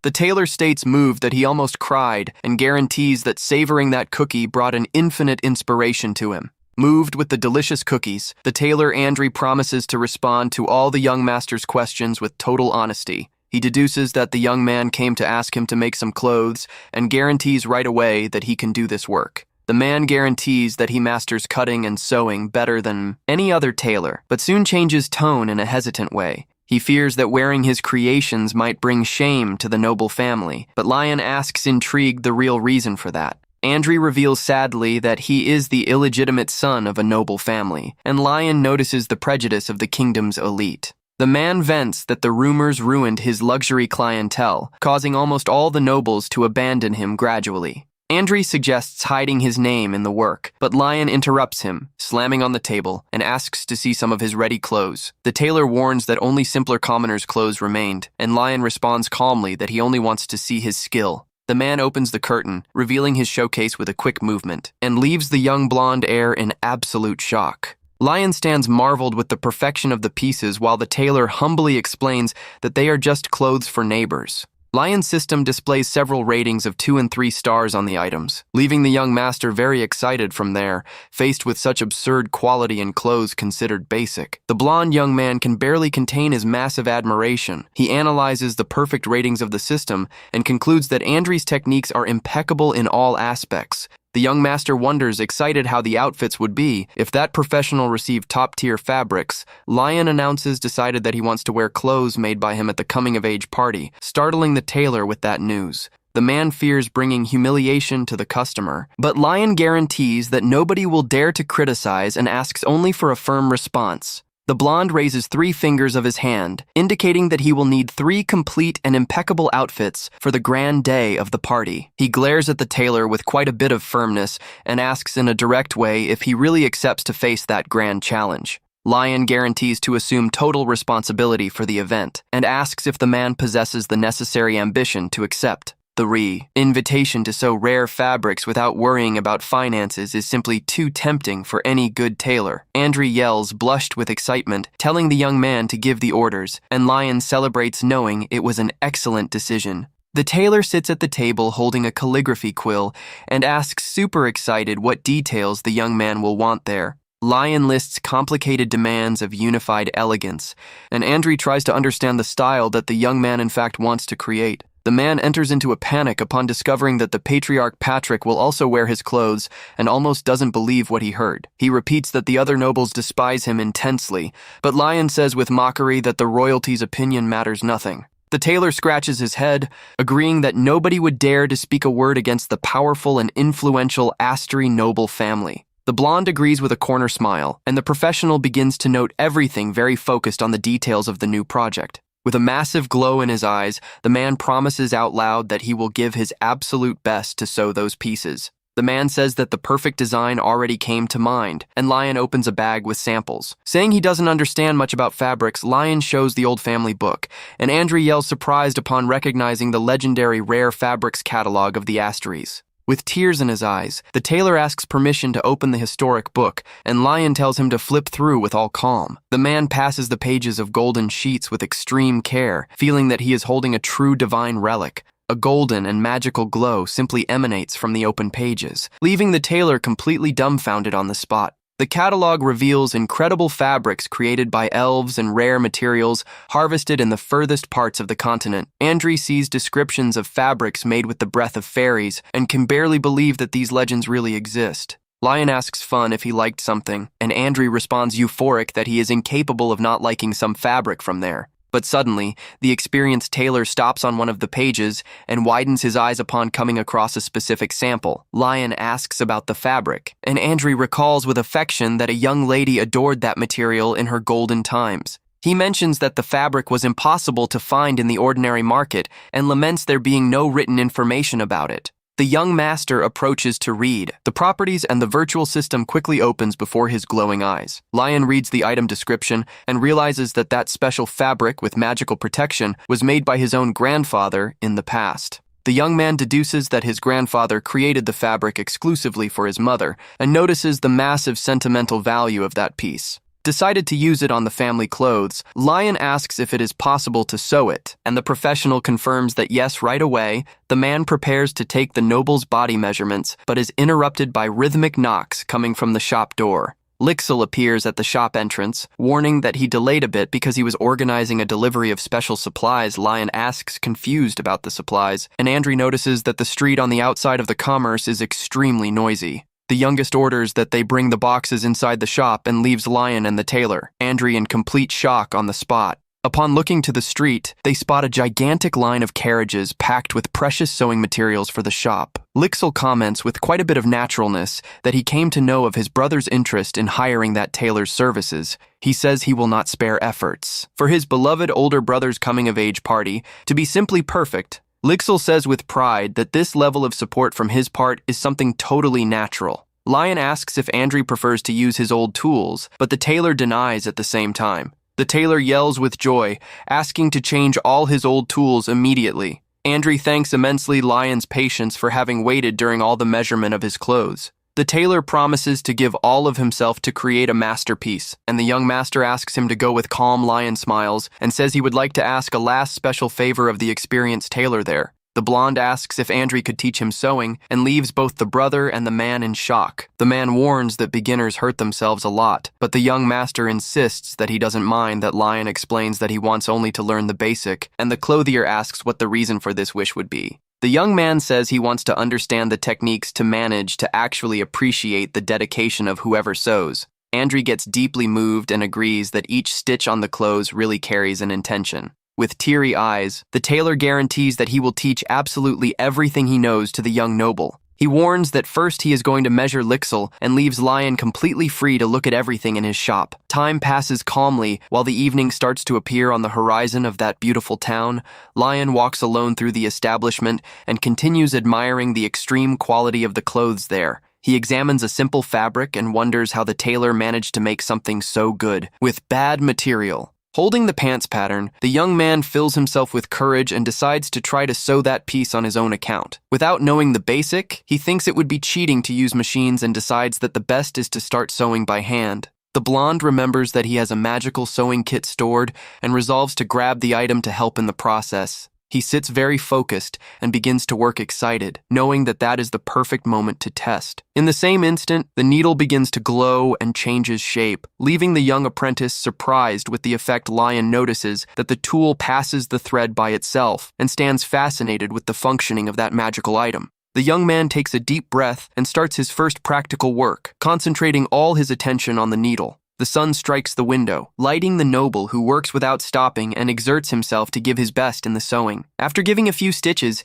he lets out a smile and realizes that doing that is much more fun than he thought. He notices that the activity is quite relaxing and that his movements are getting faster and faster there. Glowing lines appear on the fabric, serving as a guide, and the blonde wonders if that is an effect of the magical kit. Lion thinks everything very easy, and the system shows that his cotton pants piece has already reached 80% collapse. Echo suddenly, startling the young man who didn't even notice that Andrew and his brother had already returned to there. Lixel says he didn't want to interrupt his focus while Andri analyzes Lion's sewing with much surprise. The man examines the fabric very close and says that despite being a bit crooked, the work is excellent for a newbie. Suddenly, the clothier begins to run through the shop in a freak-out, saying he had forgotten something very important. He yells excited that manual sewing is the true foundation of everything and realizes that he was gradually forgetting his origins. The professional enters into his own creative world, and Lion notices that he got overexcited with the new ideas. The blonde brother suggests that they return to the mansion, and the youngest agrees promptly on account of the appointment. He remembers that the two possess a very important dinner scheduled with the powerful family patriarch today. At the castle, the butler warns the Marquis that his two grandsons have just arrived and that they must go to the dining hall. Patrick agrees seriously while finishing signing some important papers at his office desk. The imposing man begins to walk through the luxurious castle hallways, accompanied closely by his servant. The butler comments that it is rare for the three to dine together, and the patriarch responds that sometimes this makes itself necessary. He confesses in a sincere way that he only works so much to manage to protect the future of his beloved grandsons. There, Patrick complains that the royalty makes him work too much, even 50 years after the end of the terrible Demon War. The butler jokes, saying that an 8th Circle mage lives almost as long as an elfo, and the elderly man changes the subject. The leader states that he could not miss it by any means, now that his direct heirs finally gathered. Patrick enters the dining room, thinking about how his grandson's new, warm attitude changed things lately. He observes the young men at the table and wishes from the bottom of his heart to protect the peace of those treasures that his daughter left. The patriarch decides that he cannot let anyone discover Lion's massive potential, and the blonde greets him happily. The young man comments that the meal is exaggerated and wonders if they needed so much food for an ordinary dinner. Lixel explains with an ironic smile that he made a special request to the chef because it had been a long time since they gathered there. Lion remembers that in the past he only ate bland, sick person foods while his grandfather dined at the palace. Lion realizes that his younger brother Lixel spent all this time eating alone at that gigantic table. The blonde young man feels a tightening in his chest upon thinking how lonely his little brother must have felt. Lion suggests making more meals as a family, and Lixel looks at him deeply touched with this kindness. The Proto notices the weight of the youngest's loneliness and decides that he needs to change things to help him from then onward. He taps lightly on the table, determined to ask his grandfather to reserve more time for them to stay together. Lion mentally promises that his brother will never again need to go through this massive loneliness at the time of meals. In this instant, the patriarch Patrick prepares to sit under the attentive look of his two young grandsons.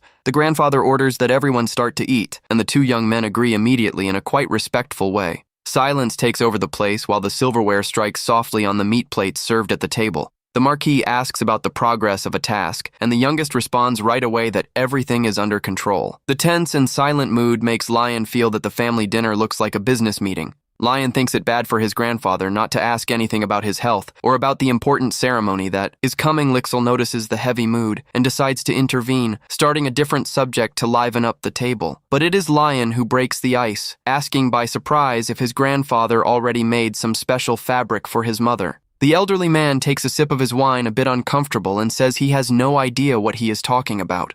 Lion notices his nervousness and notes that talking about his late mother really leaves him quite bothered. He explains that he met a tailor and ended up finding a very rare fabric sample on the property. The blonde asks for Lixel to confirm if he remembers the glowing material, and the brother agrees, a bit hesitant. The young man mentions that the tailor remembered a young lady from the past who adored that type of material. Lion concludes that that young woman could only be his mother since the fabric was stored in the family castle. Patrick lets out a tired sigh and realizes that it is no longer possible to escape from such a delicate subject. The mention of his late mother was always the most painful and avoided subject by everyone in that luxurious mansion, but the Proto knows that they need to face this pain together if they want to heal the wounds of the past. He decides to use the excuse of the matching clothes to bring the family closer again and open everyone's hearts there. The grandfather finally breaks the silence and admits that his grandson is covered in reason in his assumptions. He solemnly reveals to the young men that he was the creator himself of that very rare fabric in the past. The blonde gets surprised with the revelation and asks what the real reason was for him to have created something like that. The elderly man says there was no great reason beyond his constant worry with his daughter's safety. Patrick remembers when he placed protection magias on each thread of wool just to prevent her from getting hurt. He confesses to being surprised by seeing that such a special material still exists after so many years.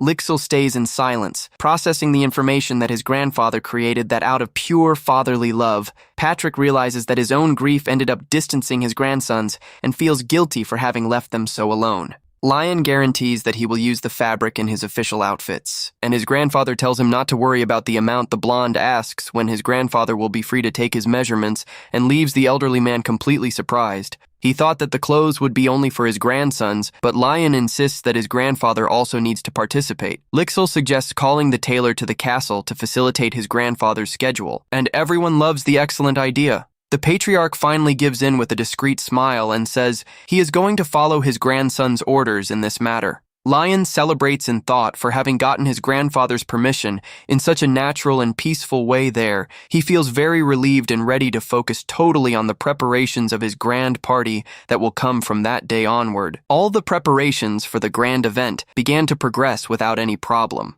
Thanks to the frequent visits of the tailor, the family's exclusive clothes were turning out impeccable. All the decoration of the massive palace for the ceremony was also being set up within the planned deadline. With the absolute support and dedication of his grandfather and brother, the young man found himself suddenly with nothing more to do there. But the young master decides to enjoy all this free time to focus on something he wanted very much to practice. Lion spends hours sewing to rise in level, but begins to feel that there is something wrong in the process. He continues giving firm and precise stitches on the fabric, thinking that by this point it already should have happened. The blonde waits for the system window warning that he learned the sewing skill, but nothing of a screen appears. He wonders why the talent still hasn't unlocked, even after making a shirt of excellent quality. A terrible and scary doubt begins to appear slowly in the mind of the worried Proto there. Lion enters into complete despair upon asking himself if in reality he simply doesn't have talent for this. He tries to push away those bad thoughts and prefers to believe that he just didn't train for sufficient time. Lion gets confused, trying to understand the difference between learning to cook and the functioning of sewing. Without finding a logical answer for his problem, the young man holds his head and yells out of pure frustration. Suddenly, the maid opens the door and warns that the tailor Andri has just arrived for a quick visit. Lion asks if the clothes are ready, and the servant responds that yes, but says that the man looked half strange. The young man gets confused with her comment and tries to understand the reason for that supposedly worried expression. The maid explains that the professionals seem to carry the weight of something terrible having gone wrong in the production. Lion decides to go immediately to the reception room of the castle to talk and check what happened there. Without losing time, he pushes the grand golden door, anxious to discover what is afflicting the tailor. But as soon as he enters the room, the young blonde heir stands completely speechless with what he sees there. The place was transformed into a true and luxurious sewing shop, filled with clothes hangers and gigantic mirrors. The young man asks himself, astounded, how the man managed to bring all that heavy work structure alone. Lion calls for the tailor with a smile, and the professional celebrates, relieved upon seeing that the master finally arrived. The clothier extends the new impeccable gala outfit and suggests that the young blonde make the first test soon. Lion wears the piece of clothing and stands impressed with the beautiful golden details sewn on his sleeves. Before the mirror, the blonde sees the 3 stars of the system that confirm the massive quality of that masterpiece. Lion notices that Andri is tense, and the man admits that although the result is beautiful, something still bothers him. A message warns that the outfit is incredible, but that it lacks a surprise element to leave it perfect for real. The blonde looks at his own reflection for a few more instants, and suddenly notices exactly what is lacking. He comments that the neck region looks far too empty, and the tailor agrees, excited with this observation. The man explains that the lack of a scarf or of a beautiful tie leaves the visual without a true focus point. Lion understands the point and begins to reflect on which accessories would pair better with each of the outfits. He plans a traditional tie for his grandfather and a younger bow tie model for his younger brother Lixil. In this moment, the professional takes a deep breath and asks a very important favor of the young heir of the house. He surprisingly asks for Lion to give the final touch and do the embroideries on his own family's outfits. The young man widens his eyes and almost doesn't believe the absurd request he has just heard from the tailor's mouth. Andri guarantees that he will teach everything step by step, but Lion continues extremely reluctant with this idea. The young man says it would be disrespect from his part to meddle and alter the perfect work made by a master like him. Lion asks what the reason is for him to want to run this risk, and the tailor prepares to explain himself better. The man reveals that he discovered recently that the ancient lady for whom he sewed was Lion's late mother. He mentions that the powerful patriarch Patrick made sure to thank him, even being just a simple clothier. The professional reveals that in that special moment, he finally understood something very deep and sincere. He noticed that making clothes for loved people means much more than just creating a beautiful design. The man says that as the patriarch placed protection magic on the fabric, the grandson must give the final touch on the pieces. He touches on Lion's chest, saying that the young man can place feelings that no other tailor would manage. Andrew smiles, saying that giving up his own work is not easy, but that the family's affection is worth more. Lion feels deeply motivated with the incentive and promises to exert himself to the maximum to do his best. He accepts the challenge with confidence, and Andrew invites him to sit and start planning the designs. The young blonde sits at the table with a pencil in hand and reveals that in reality, he already has an excellent idea in mind. He shows his designs and explains that he wants to highlight the youngest Lixel as the great and worthy successor of the family. The experienced clothier then asks which type of accessory and design the blonde will want to make for himself. Lion says he will decide that after finishing the others, and Andrew suggests starting by practicing a tie. The man teaches all the complex structure of a tie and explains which areas demand a much greater care. The blonde thinks it funny the names of the parts reminding swords and says laughing not to comment on this close to his grandfather. Lion demonstrates knowing the technical terms of sewing and leaves the teacher quite surprised with his cleverness. The professional explains that the noble silk fabric facilitates the work a lot by holding the eye shape in a firm way. With spirits renewed, the enthusiastic master yells with joy and prepares to give start to the first class. Suddenly, a sound signal from the virtual system is activated and leaves the blonde extremely tense in the same instant. The system shows that the tie made by Lion has visible flaws, and he asks with shame for the master not to lie. The teacher suggests starting the embroidery, and the heir says he wants to draw the official crest of his noble family. Lion begins to draw the crest of connected leaves to symbolize the strong and eternal union of his beloved family. Andrew thinks the meaning very deep and encourages the young blonde to start to embroider with this beautiful thought in mind. The master explains that texture is the most important point in sewing to give a natural and elegant aspect to the pieces. Lion understands that he will need to practice plenty and asks for a 3-day deadline to manage to finish embroidering everything alone.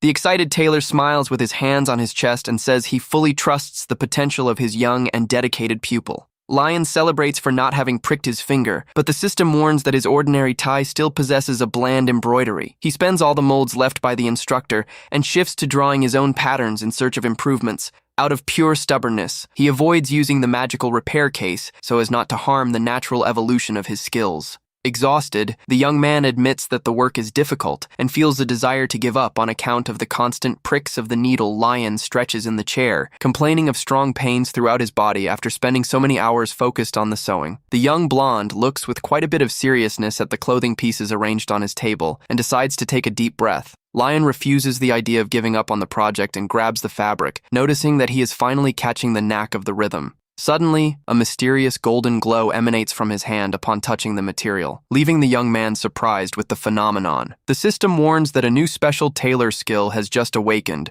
thanks to his relentless effort. Lion celebrates much upon seeing that he finally reached level 1 of apprentice of tailoring in his new specialty. With the new skill, the blonde begins to cut the fabrics with agility, while the system rises to level 2.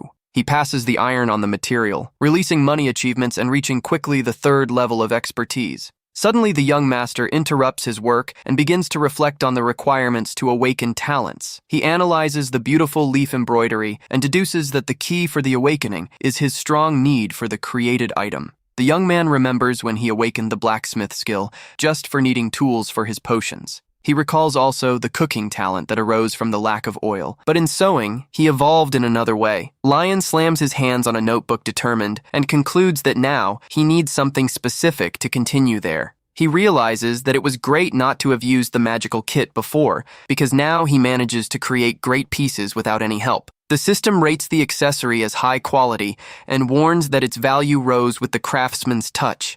Super excited for activating the special craftsman effect, the blonde heir prepares to apply the final embroidery. The tie with the crest glows much, and the system elevates it to the maximum category of 3 stars on the virtual panel. The system praises the piece, calling it an unbelievable work of art, while Lion places the accessory on the mannequin. The young man celebrates much upon seeing the two pieces unite and gain one more bonus star by synergy effect. The magnificent 4-star suit glows intensely, guaranteeing imposing presence for whoever wears it at the grand event. Lion stands shocked upon seeing that the gala clothing set possesses several extra magical effects of great utility. He sees that he completed 1/3 of the special sewing challenge and gets excited to make his brother's garments and his own. The blonde tries to contain his strong anxiety and repeats to himself that he needs to work with quite a bit of calm from then onward, with his brother's beautiful bow tie finalized. With success, the system warns that the young heir reached the second stage of the goal. Lion analyzes the ready suits of his grandfather and of Lixil, realizing that the big problem now will be creating his own outfit.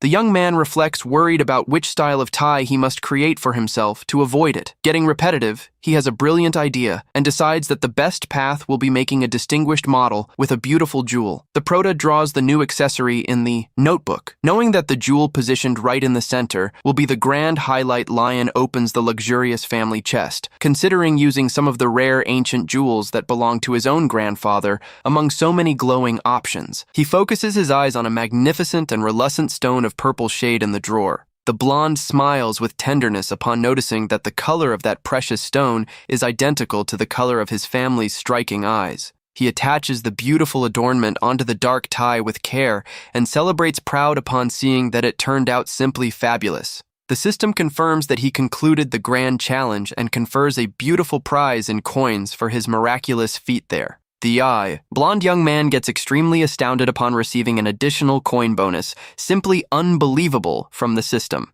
The young man celebrates euphoric upon seeing that the special system coin shop finally was unlocked with his high balance. When he prepares to open the shop, the door is opened with a bang, startling the young man in a sudden way. In the room, Lixil appears furious with a dark aura and complains for seeing that his older brother is still awake sewing there. The youngest warns that he came to know that he turned the latest nights awake, and Lion tries to defend himself, saying he had deadlines. With a scary look, Lixil orders that he go to bed immediately, leaving the young prota terrified. The maid appears and simply carries the blonde like a bag of potatoes, agreeing that he needs to sleep without fail. The young man cries on the bed, begging to take just a quick little look at the newly unlocked special shop of the system. The grand day finally dawns in the sumptuous palace of the Astery family, with the sun lighting the imposing gates. The attentive maid praises the young man's visual, saying he is incredibly elegant and charming with the new suit. She highlights that the tie paired very well, and Lion smiles, relieved to see that all his dedication was worth it.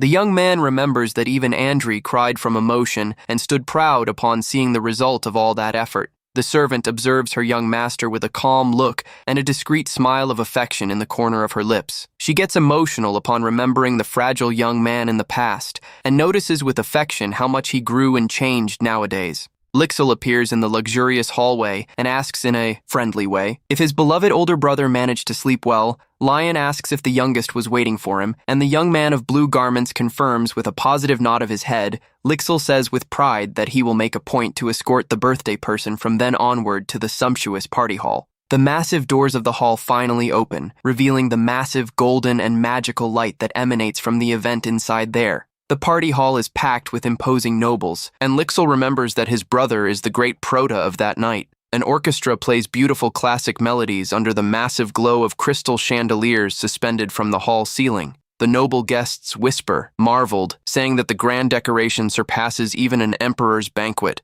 Others gossip, happy about the family relationship, and suppose that the old bad rumors were invented lies. The announcer's voice echoes through the place, warning about the imposing entrance of the Marquis, accompanied by his direct heirs. Patrick enters the enclosure, walking in a solemn way next to Lixil, leaving the nobles commenting about his presence. But the looks soon deflect as soon as they notice the emergence of the true honored person who walks with a smile. Lion appears with a dignified and imposing posture, drawing absolutely all the attention of whoever is present at the event. The young man descends the stairs under a warm round of applause from all the aristocrats who observe him with great respect. Some noblewomen whisper malicious, thinking that Lion doesn't look so majestic and worthy of being the patriarch's successor. The grandfather approaches him, calling his name in public, and the blonde responds promptly, maintaining his due composure. The elderly man whispers, alerting his grandson not to mix with the guests' clothes there, because they are of terrible character and value. Lion asks if the elderly man is worried about him, but Patrick changes the subject, warning that he needs to give a speech soon. The young man laughs quietly and promises that he will bring no shame, knowing that his grandfather cares for real deep down of everything. Walking to the microphone, he thinks that he doesn't want to focus on opportunists, but rather on the main objective of his family. He introduces himself to the public with much class, explaining with good humor that he finally reached his expected adult age under the proud looks of his family members. Lion focuses on transmitting a reliable image to everyone in that place.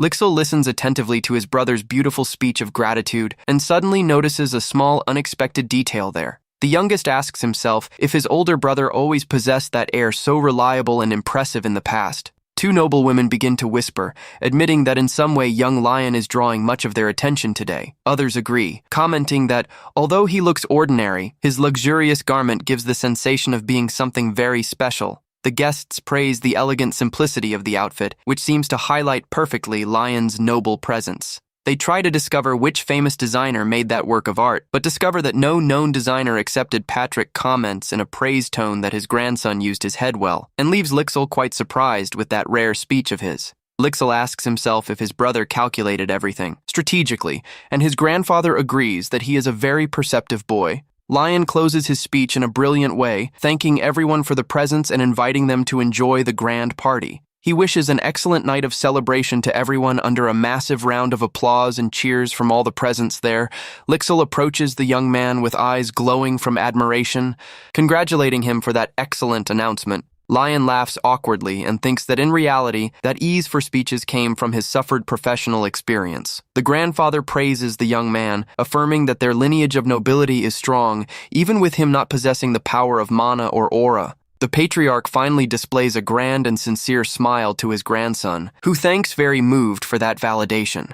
The elderly man invites his two grandsons to finally go enjoy the rich banquet that was prepared for the grand date. Various luxury dishes and sweets are served, while the musicians continue to dictate the happy and festive rhythm of the night. Dining together, the grandfather asks if the blonde already decided which item he will take to the mysterious and dangerous labyrinth ritual. The prota glares at his wine glass, knowing that the chosen item will fully influence what he will manage to obtain. He assesses the ordinary possibilities for mages, but realizes that for his class, the final result is a complete enigma. Lion shakes the wine glass in a thoughtful way, trying to define his strategy of action for the challenge that is to come. The young man finally announces that his main plan is to take one of the exclusive potions that he himself crafted beforehand. The grandfather and the brother look with quite a bit of surprise at him, and the elderly man admits to not having so much certainty about this dangerous choice. He explains that he doesn't possess skills with pure magic, and that his potions are his strongest tools at the moment. Lion thinks that even the best garments were made by Andri, and for this reason needs to take his own best work. The grandfather agrees, saying that it is the correct choice and that the labyrinth will teach him useful knowledges in any way. Patrick glares at the young man fixedly and prepares to ask him a quite important and revealing question. All of a sudden, he asks if his grandson possesses interest in politics or in becoming the official heir, and Lion promptly denies without thinking. Lion gesticulates startled, reinforcing that he doesn't possess the slightest interest in assuming the political control of the powerful family. The blonde affirms that he always had certainty that his younger brother Lixil would be the ideal leader, and leaves the youngest quite moved. Hearing the sincere response of his eldest grandson, the patriarch Patrick turns to Lixil in an extremely serious way there. He asks if Lixil will protect Lion with his own life, and the boy solemnly swears by his family's honor and by his mana. Satisfied with the oaths, the patriarch takes a sip of wine in a peaceful way, leaving the young men a bit confused. The Marquis celebrates mentally for seeing that the complicated family succession problem was resolved in such a quick way.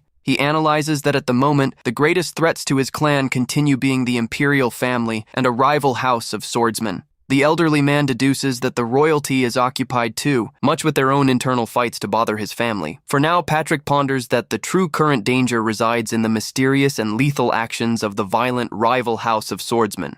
The rival clan went through a terrible and bloody ritual where a single and strong young woman rebuilt her family with the sword. He thinks their methods brutal and plans to avoid any type of direct contact with that dangerous military organization. Patrick grants permission for his grandson to continue free, and Lion asks, laughing, what would happen if he caused problems. The grandfather says calmly that he can do whatever he wants, but warns that an important condition exists behind all of that. The elderly man warns with a terrible look that he will not forgive his grandson if he gets hurt, and leaves the blonde startled with that threat. Lion promises to take good care of himself to avoid his grandfather's fury, and the elderly man decides to close the conversation, ordering that they eat in peace. Lion glares at the bustling hall from afar, holding his wine glass in an elegant way while savoring the grand victory. He observes his grandfather and brother talking with the noble people from afar and realizes how much that task must be exhausting. A waiter approaches him serving a drink, and the prota remembers that he also possesses his own goals there. He smiles, focused, and in the same instant, a young noblewoman boards him in a gentle way, calling his name with curiosity. The lady asks who created that beautiful clothing, and Lion celebrates internally for finally finding his first customer.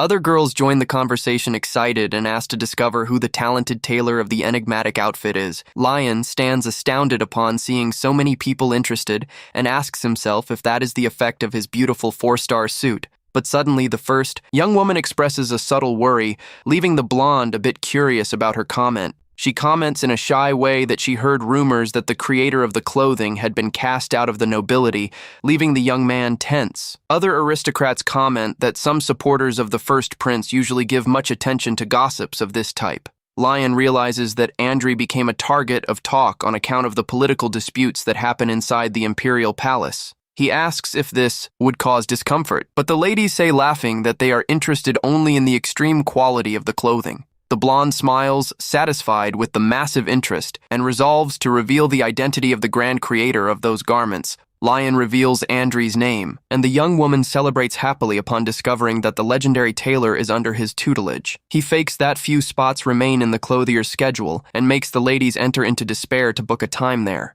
But suddenly a cold and imposing female voice orders that everyone wait, leaving the area in complete silence. The mysterious young woman of silvery hair walks decided in Lion's direction, drawing all the attention to herself at the place Clarentia. The feared leader of the powerful house of swordsmen asks in a direct way if the tailor accepts any request. Lion agrees in a quite courteous manner, while the other nobles whisper curious about what she will solicit there. The blonde celebrates mentally her interest and asks with politeness what the desired garment style would be. To everyone's surprise, the young leader requests comfortable training clothes and suitable outfits for her military daily life. The noble women around enter into immediate panic with the training clothes request made by that feared and deadly warrior. She glares at Lion with an intimidating look and explains in a dark way that her old garments simply were destroyed. Startled with the girl's murderous aura, the other guests invent hurried excuses and flee running from the place. The hall gets completely empty around Lion and Clarentia, leaving the two alone in a quite comical silence. He understands the public's fear from her fame, but decides to focus on the professional side and treat the young woman as his customer. Lion activates his salesman mode and announces smiling that the deadline will be long, but the girl accepts without minding that she agrees in a calm manner and decides that they will settle all the financial details right after the ending of the event. Lion celebrates in thought for closing that excellent business in such an easy way and already prepares himself for the next step. He announces in a mockery tone that all Andri's spots finished, opening space for a long and disputed waiting list. In a genius way, the blonde heir manages to promote Andri's work and consolidates a massive clientele for his ally. The blonde glares at the massive book he prepared with so much care, hoping that the item also gladdens Plenty the tailor. The servant warns that the patriarch announced the start of the ritual, and Lion agrees, holding his precious work for the journey.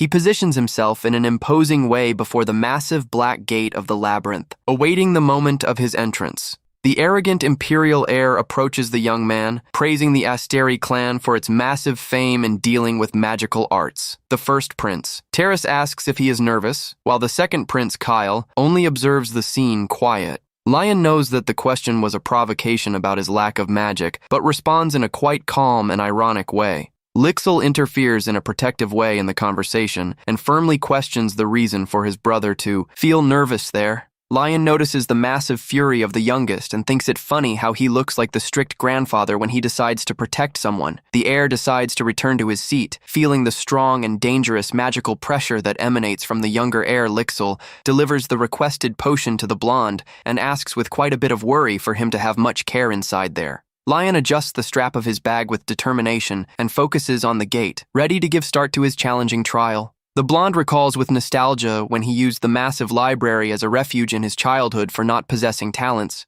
He asks himself what valuable treasure the first patriarch of the dynasty would have left stored in that legendary labyrinth. The heir accepts the artifact brought by the servant and concludes that that must be a very valuable object in the game context. The young man makes a small cut on his finger using the blade and lets a single drop of his blood seal the start of the ritual. A powerful magic circle of glowing blue coloration activates under his feet, revealing an absurd amount of energy. The strong tremor generated by the gate opening deeply startles the princes, who watch everything with much worry. Before all the court, the grand passage finally opens, emanating an intense, luminous, and mysterious smoke through the hall. The young blonde is wrapped suddenly by a strong and uncontrollable magical wind current that pulls him inside. He is swallowed by the massive whirlwind of glowing lights, disappearing for complete before the apprehensive eyes of everyone. The system explains that although the labyrinth can be beaten without tests, greed or damage will turn it into a deadly dungeon. But something goes terribly out of control, and the massive crystal structure of the ceiling begins to plummet in a scary way. The noble guests enter into panic, yelling and trying to defend themselves from the dangerous destruction that starts through the enclosure.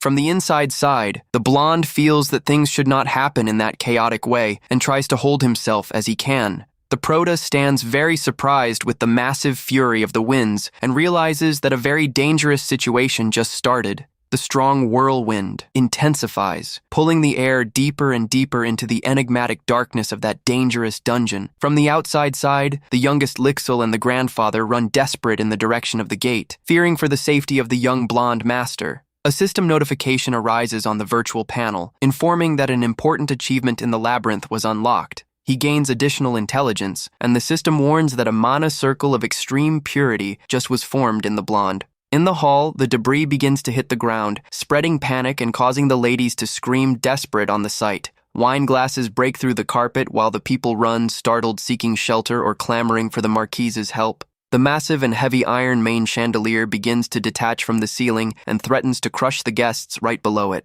Clarentia looks upward, very startled, realizing the massive structure falling quickly in her direction in the middle of the room. But a massive barrier of golden energy activates in the last second, preventing that the heavy structure hits the people. The aristocrats celebrate, relieved upon realizing that they were saved by the protection barrier of the imposing Lord Patrick. The powerful defensive power of the Marquis glows through all the imperial palace, guaranteeing the physical integrity of everyone there. Patrick maintains himself in a firm and concentrated posture, commanding the powerful magical shield with extreme precision and energy. The leader orders that the Knight Rixen help in the immediate evacuation of all the guests to a safe area of the castle. Lixil appears running desperate with a countenance of panic, seeking news about what really happened at the portal. The grandfather explains, worried that the library dungeon lost total control and that he already sent orders for everyone's safety. Patrick asks with seriousness about the state of the young imperial heirs who were accompanying the grand ceremony. Lixil reveals that he already conjured defensive shields around all the princes, guaranteeing their total physical integrity.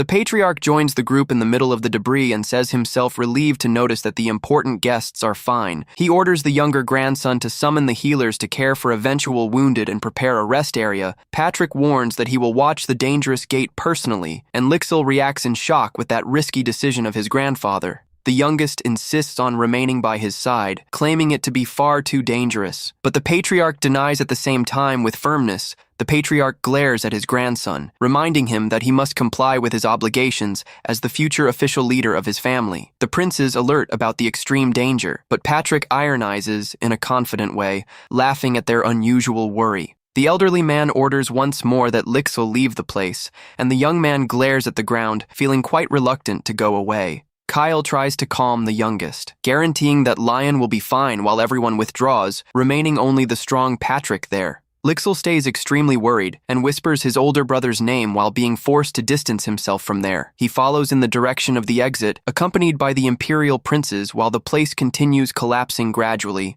Patrick observes the destruction, worried with the instability of the labyrinth and fearing for the safety of his beloved grandsons. A mysterious person approaches him, walking calmly among the debris, and questions the reason for him still being there. Clarentia, the feared leader of the House Videntis, appears imposing before the Marquis and asks why he didn't evacuate the place. The young warrior comments that the Marquis seems to have absolute certainty that his grandson Lion continues alive inside there. She glares at him in an enigmatic way, suggesting that the patriarch already knows perfectly well how all that situation will end. The elderly man stands quite surprised when Clarentia offers herself in a direct way to help him in the containment of the labyrinth. Patrick questions the reason for that unusual help, knowing that the ruin of his family would bring grand advantages for the rival one. Clarentia responds that she ordered clothes with his tailor and that she detests when her plans are ruined like this. She warns that she will remain close by to give the necessary support while Patrick resolves the situation with his portal. Suddenly, the mysterious maid Elvia re-emerges from the shadows, wrapped in a powerful and scary purple magical aura. The servant smiles from the corner and comments that Clarentia possesses an impressive perception, and Patrick fully agrees with her. Patrick orders that Elvia create a magical barrier around all the labyrinth, and she promptly accepts his command. The elderly man emphasizes with seriousness that absolutely no information about the incident can leak to the outside of the castle with a magical watch in hands. The patriarch plans to start the immediate restoration of all the outer area of the labyrinth. He hopes that with this, he manages to create at least a safe magical rift to allow his grandson Lion to escape from there. Meanwhile, in a sunny scenery filled with colorful flowers, someone hums happily in a casual way. A beautiful blue butterfly lands close to the young blonde, who continues lying lazily in the middle of the beautiful vegetation. There, Lion realizes that a special achievement of the book labyrinth was unlocked, indicating that he overcame the challenge.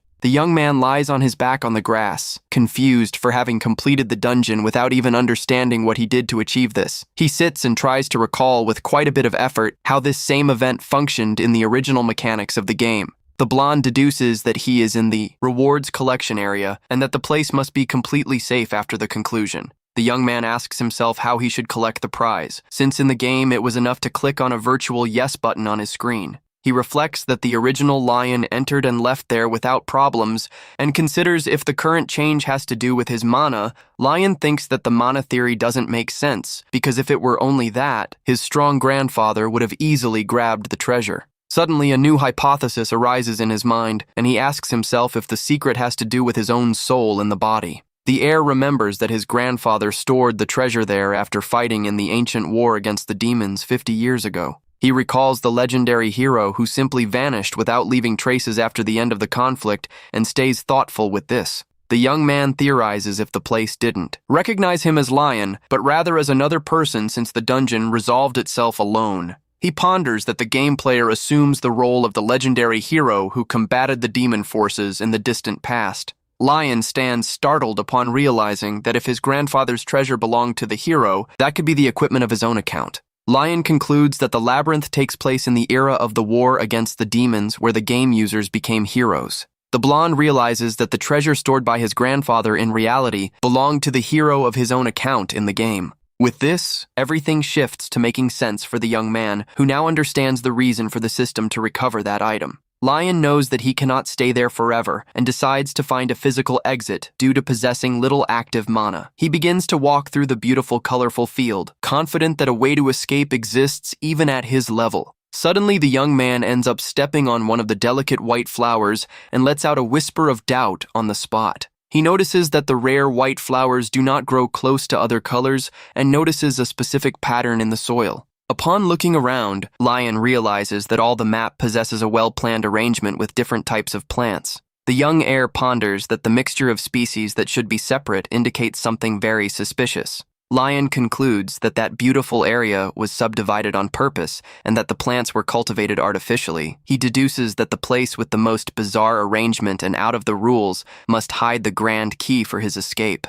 The blonde finally finds a point where flowers of rival species are growing together in a mysterious way. To unveil the mystery, he closes his eyes and concentrates deeply on the beat of his own heart. The young man focuses his consciousness on the internal flow and visualizes with fascination his mana circle glowing in blue. A system screen arises, confirming that the mana circle was recognized and is ready to be analyzed.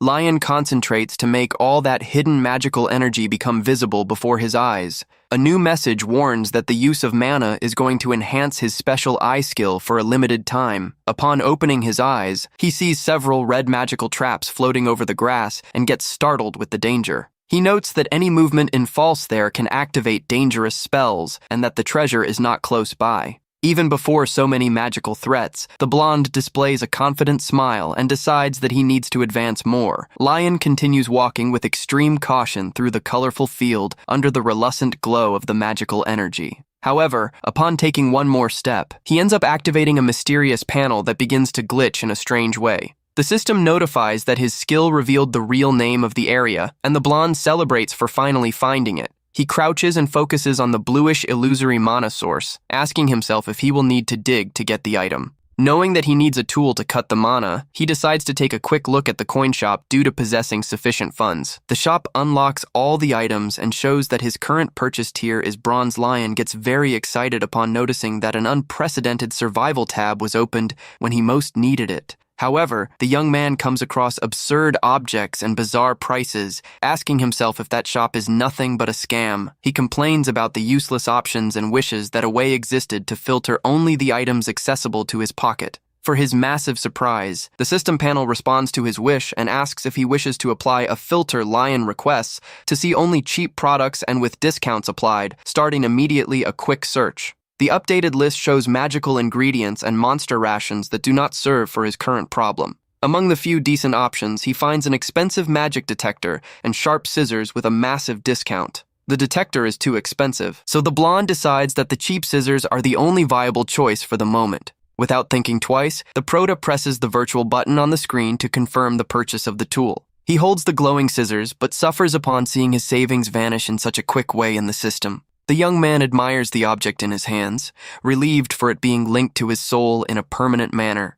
With the tool in hands, the youth prepares with determination to cut the magical energy source of the place. He pulls a small shovel and mentally thanks for having trained so many digging skills in the past. The blonde begins to dig the earth with extreme agility in search of the mysterious reward buried under the flowers. A warning in red arises on the screen, alerting that only 1 minute of bonus remains for his enhanced vision.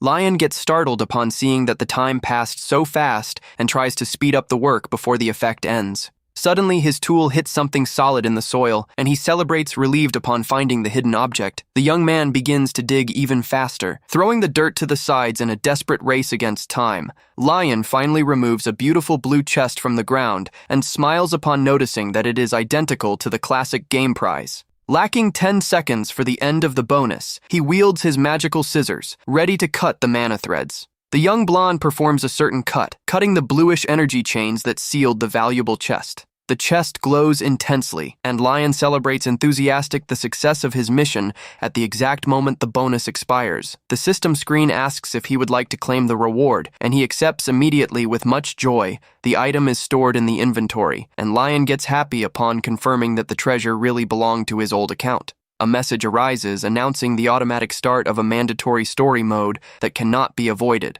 Lion enters into total panic without understanding what this story mode is and what is going to happen to him now. Meanwhile, on the outside side of the labyrinth, the patriarch Patrick and young Lixel gather in the grand main hall. Patrick asks about the containment of the damages, and the youngest warns that he disguised all the incident as an earthquake. Lixel adds that he managed the support of the princes and of the Videntis family to avoid the leak of rumors there. The patriarch stands relieved for not having rumors and thinks that the first prince's incompetence helped in this situation. He reports that he acted fast to hide the clues, preventing that the temple or the underworld discover Lion's whereabouts. Patrick praises his grandson's good work and reinforces in thought that these two factions can never know of the truth. The system reveals that the Archbishop of the Temple investigates in an obsessive way everything that relates to the ancient hero. As for the underworld, it was founded by allies of the hero and became one of the greatest secret powers of all the continent. If they do not take care, these intelligence forces can notice that Lion awakened a very special skill. The great secret behind all this worry is that the young heir possesses some strong connection with the hero.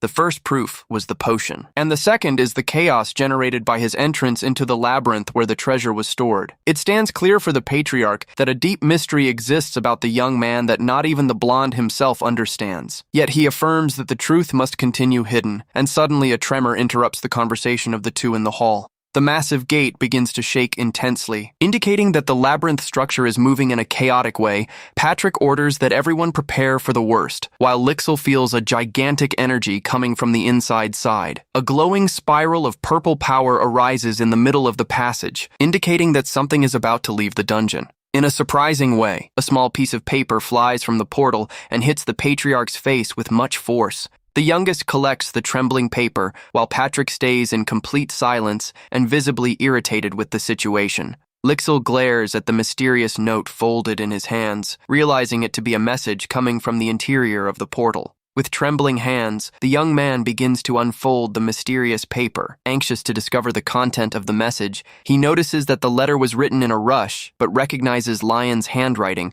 without any sign of blood or danger. The elderly man asks with quite a bit of anxiety and worry about what in fact is written on that small note. Lixil gulps dry, visibly tense, and prepares to reveal to his grandfather the words left by his older brother. Meanwhile, Lion's consciousness is transported, and the system confirms the start of the playback of the story mode. The blonde wakes up seated on the ground, feeling a strong headache, and realizes that the memories began to be prepared. He observes the recording of an ancient conversation in the dark, deducing that he is watching a memory of the past. A mysterious figure smiles from the corner and asks for Patrick to take care of the chest because the object will not be necessary anymore. The young man stands in shock upon realizing that that is the memory of the day. On his grandfather received the treasure from the hero's hands, Lion tries to focus on the whispers, but gets irritated for not listening straight. The details, and for having created his avatar on random, the young Patrick accepts the mission in the memory and promises to protect the mysterious metallic chest with all his loyalty. A laugh echoes in the dark, and the system panel warns that the viewing of the memory finished and the story mode ended.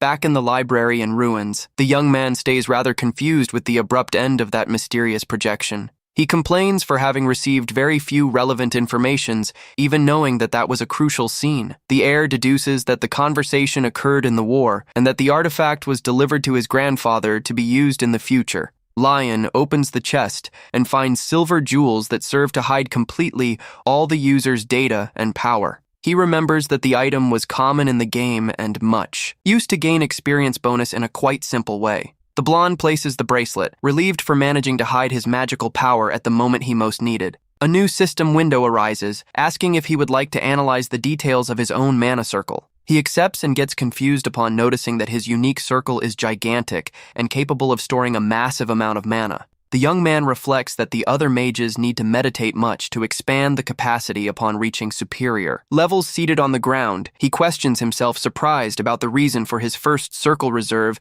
to be so disproportionate. In the end of the day, Lion decides not to complain of his luck and accepts with joy this grand advantage in his body. The blonde celebrates the success of his mission and celebrates for having conquered a legendary artifact that will help him not to be caught. However, the young man sighs, worried upon remembering that he still possesses a great pending question to resolve there. He looks around, observing the massive destroyed library, and remembers that he still continues trapped in the interior of the labyrinth. The blonde decides to walk through the ruins to try to find a safe escape route up to the exit of that dungeon. But several notifications arise, warning that the access is blocked without the permission of the current master, who is Lion himself. He stands shocked upon discovering his new title and realizes that assuming the control of the place was not in his plans. The system informs that the labyrinth entrance is broken, but offers the option to return to the final area of the dungeon. Lion stands terrified upon imagining the tremendous scolding he is going to take from his grandfather for having caused all that destruction. Suddenly, the young man calms down and realizes that for having turned the master, he also must possess the control to fix everything. The panel asks if he wants to reset the labyrinth, but he refuses upon knowing that he would lose all the items he conquered. Upon seeking another alternative, the system suggests that he make a manual adjustment and start the slow restoration of the entrance. He compares the process with the editing of a save file and decides to revert the state of the place to 1 week ago. Lion asks how much time this restoration process will take, and the panel warns that he won't be able to leave in this period. The blonde enters into despair upon seeing that the repair is going to take more than 600 hours, which equals a whole month. The young man asks if he can walk freely through the library in this time, and the system confirms that he has total access.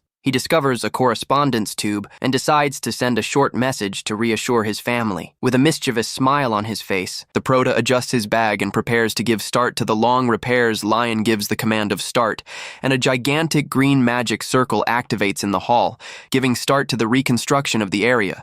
Various books and shelves begin to float through the space, organizing themselves alone through the powerful magical energy. While everything fixes itself, the blonde requests to be transported to the final and safest area of the labyrinth. A circular portal opens, and the heir crosses the light passage, falling on his feet on a beautiful sunny lawn. Lion reflects that he needs to find a way to survive there for a whole month, when suddenly he spots something ahead. The blonde stands very surprised upon coming across a massive and crystalline lake in the middle of that beautiful hidden scenery. He goes up to the shore and admires the water, relieved upon noticing that the beautiful place doesn't seem to present any danger. The system sends a very complex scientific description about the lake fauna, and the blonde asks for a simple explanation.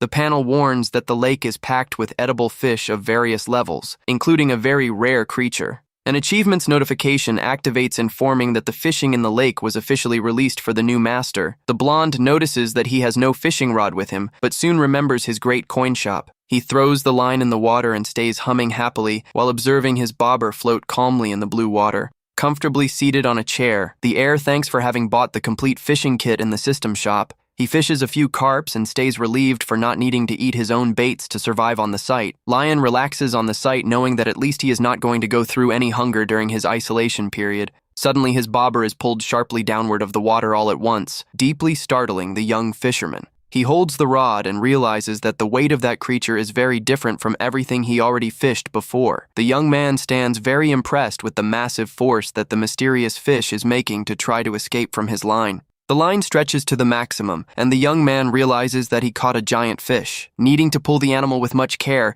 he exerts himself to maintain the balance, knowing that he cannot rush, so as not to run the risk of losing the fish. With a strong pull, the blonde removes from the water a giant purple fish, and the system congratulates him for capturing a legendary carp. He holds the animal that thrashes and stands, marveled with the energy benefits that special meat offers. The Prota stands extremely excited with the experience and understands perfectly the reason. For people loving to fish, the system warns that he understood the spirit of fishing and awakened a new talent of apprentice fisherman level 1. He stores the fish excited for dinner, knowing that nutritious meat is ideal for his current fragile body. Lion looks around and decides that his first step on the site must be organizing a good area to manage to cook. He uses the shop and buys a folding table, pots, condiments, knives, and all the equipment for his kitchen.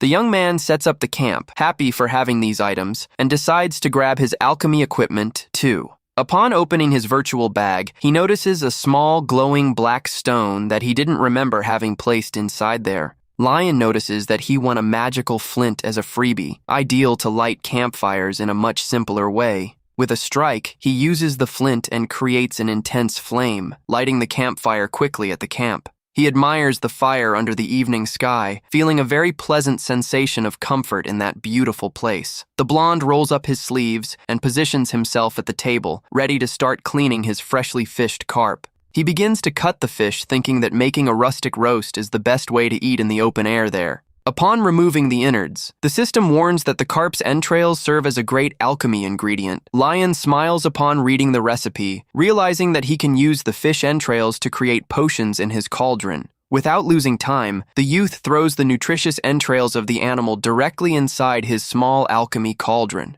The pot begins to boil alone upon receiving the material, leaving the blonde enchanted with the system practicality. He places pieces of fish on wooden skewers. Thinking about how any food gets more flavorful this way, Lion skewers the fish with the heads pointed downward to make the excess oil drain from the food. He explains that this way the fish meat gets incredibly crunchy on the outside and very soft on the inside. The young man leaves the skewers organized around the grand campfire and celebrates for concluding the preparation of the roast. While the food roasts, he looks around and decides to use the free time to organize his sleeping place. The blonde cleans the ground, taking the stones from the path, finding the manual work a bit of trouble to do. He sets up a tent and reflects that the extra effort is worth it to guarantee the romantic camping mood. Upon finishing, he glares at his temporary new home under the beautiful starry sky and gets quite satisfied with the result. The delicious aroma of the roast begins to spread through the air, and the heir realizes that the fish is already at the ideal point. Lion removes the golden fish from the skewer with much water in mouth, anxious to take his first bite of the meal. A description screen arises indicating that eating that special carp guarantees fullness and additional benefits. He notices a warning that the food cannot be taken to the outside, indicating that he must savor everything inside there indeed. Without losing time, the young man takes a big bite of the roasted fish and lets out a whisper of pure satisfaction on the spot. Lion adores the crunchy skin of the fish and gets surprised upon noticing that the meat on the inside is extremely soft and juicy. Beyond this, he delights himself with the spectacular smoky aroma of the roast that stimulates even more his appetite to eat. The flavor is so incredible that the blonde cries from emotion, wishing to place the fish on top of a warm rice bowl. He devours the food, happy upon noticing that the carp does not have small bones and wishes to share the flavor with someone. Suddenly, a message warns that the consumption of the carp increased in a permanent way, the maximum limit of his mana. The young man sees his own magic circle expand before him and stands completely reactionless with that discovery. He stands shocked upon realizing that his magical energy reserve increased just because he consumed a meal. The blonde thinks that if the mages from outside knew this, they would empty the lake, and decides to save a bit for Lixil. The prota stores the idea with affection, decided to take some of those special carps to his younger brother. In sequence, he approaches the alchemy cauldron. Anxious to check the result of his boiling mixture, he removes from the pot a glowing pearl called Essence of the Labyrinth Carp that increases his mana recovery. The blonde stands marveled upon noticing that the object is of expert level, deducing that its effect must be massive. He glares at the reluctant magical jewel in his hands and displays a massive ambitious smile upon planning his next steps. However, his curiosity is contained, and he decides to store the artifact in his inventory to analyze with more calm. The heir remembers that he was collecting several wild herbs in the forest and possesses a great variety in his stock. He notes that the labyrinth is packed with plants rich in mana, and with nobody close by to disrupt his gathering, Lion displays a victorious expression and concludes that, technically speaking, that mysterious place became something incredible. He notes that the dungeon now functions as his exclusive area to gain much experience and evolve fast. Happy, the young man rubs his hands, anxious to loot and use each valuable resource that labyrinth offers. But before starting the harvest, Lion decides that the important now is to finish eating his roasted fish. Several days pass in the isolation, and the blonde celebrates happily upon managing to capture 3 giant lobsters from the lake. The young man displays a massive smile holding the fishing net and asks himself if he is being lucky in his daily fishings. Lion stores the lobster in the inventory and plans to make a delicious soup using the flour that remained in his bag. He walks barefoot through the soft grass, feeling himself more and more used to that pleasant wild life of camping. The young man collects the fishing traps and later goes to check if the plants he cultivated are growing well. He analyzes the leaves and notes happy that the exotic sweet potatoes he planted are healthy and developing fast. Satisfied with his vegetable garden, the heir decides to focus his day on the gathering of new materials in the forest. The harvest yields great spices, flavorful mushrooms, and rare flowers that are cataloged with precision by the system. Upon gathering golden daisies, Lion gets enchanted with the beauty of the flowers, and the panel reveals their properties. He thinks about planting some of them around the camp, but suddenly comes across a detail on the system screen. Lion widens his eyes in shock upon noticing that the sale price of that apparently ordinary flower is 300 coins. The blonde stands surprised and excited upon realizing that he can sell the labyrinth flowers to manage to get much money.